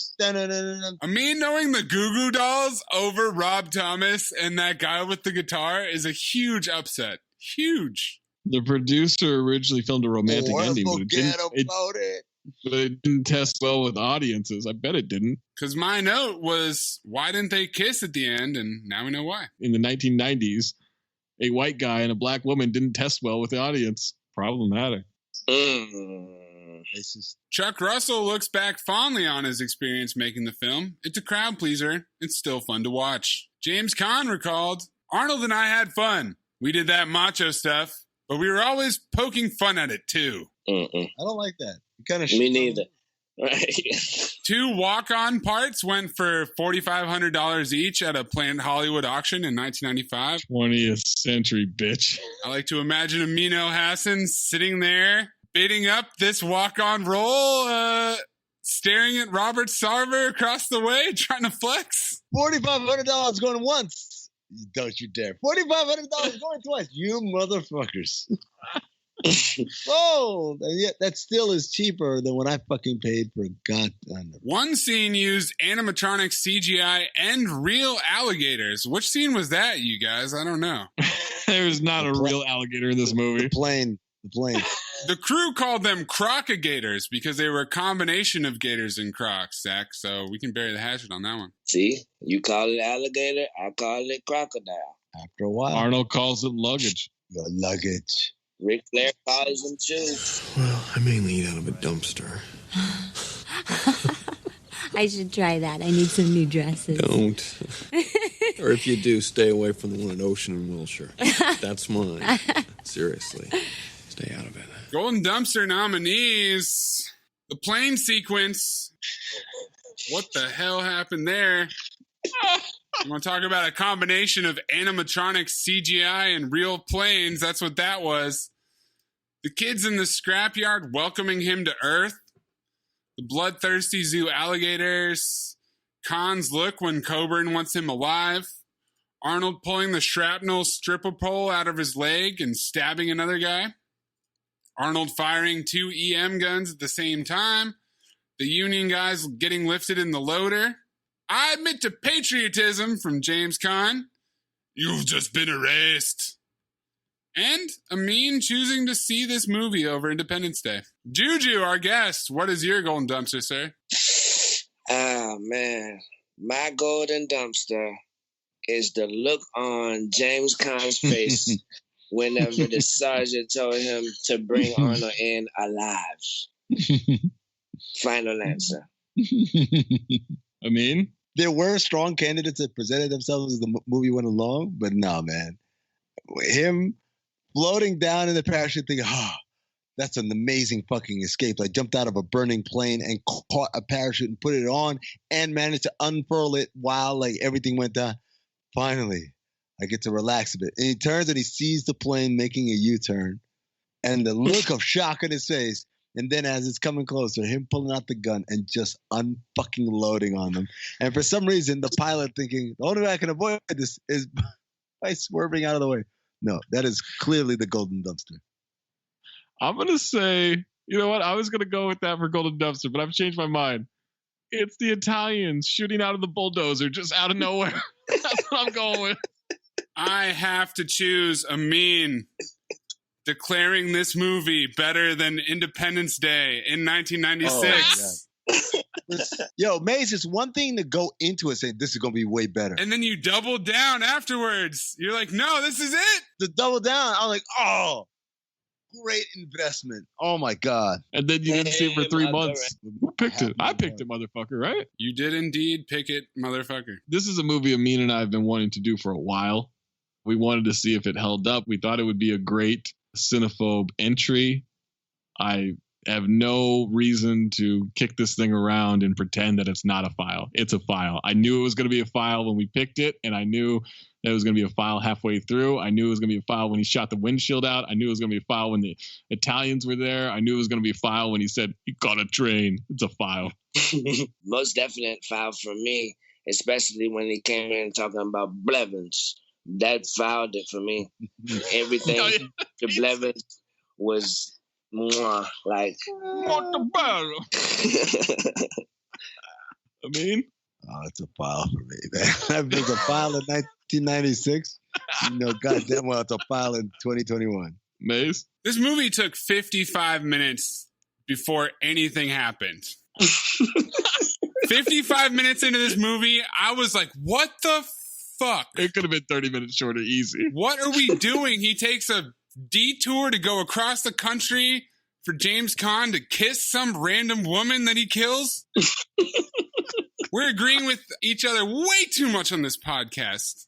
This would be 7 straight. Everybody agrees. All of our guests are cowards. All they do is come on and file it. We need somebody to come on and phobe a pick. This is a phobe. We just watched Action Jackson. This movie could not hold Action Jackson's sweaty jockstrap after he ran a track and field meet. I feel like that was directed straight into my nostrils, and now I take that personal. I am not a coward. I will get that $12 you owe me.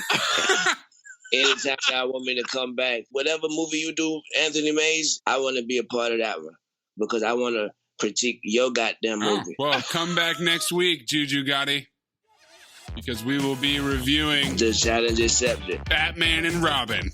Can't wait. Chill out. Next time we make love, you introduce me to Jade.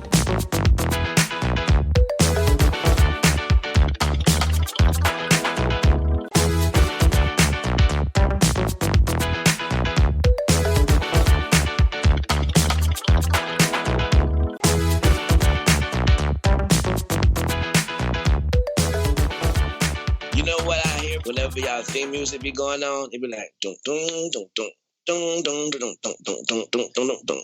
Every time I be doing Michael Jackson shit in it, and that shit go hard, it be like Cinephobe. Cinephobe. Yeah, I mean. For Lou. Because that's true. Yo, Rob. Yo, Amin. What's the biggest complaint I always have whenever we record these podcasts? Besides Jerv being too sleepy, I think it's you forget to name a couple things. You always want to talk about some extra stuff. Oh, man. It's the worst feeling in the world. When we get done and we say cut and I'm sending the files to Rob and I say, shit, I forgot we were going to talk about this topic or that topic. Well, guess what? We're not going to have those problems anymore. If you go ahead and download the Stereo app. That's right. Go to stereo.com/DarthAmin and make sure you are linked and subscribed to us. And we're going to talk about all of the different things that I always forget about. This is a great app. Every time you guys are listening to this pod, you say, oh, I wish I could chime in. But you're listening to a pod. You can never chime in. It's pre-recorded. Guess what? With Stereo, you're able to have your voice heard. You can ask real-time questions about either the pod episode we recorded or whatever we're talking about at the time. It's great. It's a forum for you to listen to your favorite podcasters. That'll be me and yours truly, all at the Count the Things Network. And we're going to be out here. We're going to do this regularly, multiple times a week. Just hop on Stereo. Download the app. Subscribe. Follow Darth Amin. Follow Talk Hoops. Follow Trayvon. Follow Big Waz. All of us. You know who we are. You search for us on the Stereo app. You will find us and subscribe to us and be a part of these conversations real time. Have the ability to ask the questions that you want to ask. Stop us when we're on some bullshit, as we are frequently. And of course, catch some content that goes above and beyond what you listen to in the podcast you already love. Again, that is the Stereo app. You can follow me, stereo.com/DarthAmin. You can look up everybody else by their handles. Their handles are all the same as what we have on social media. You join us multiple times a week. I love Stereo. I'm on the app talking all the time. Follow me and get notified every time I go live.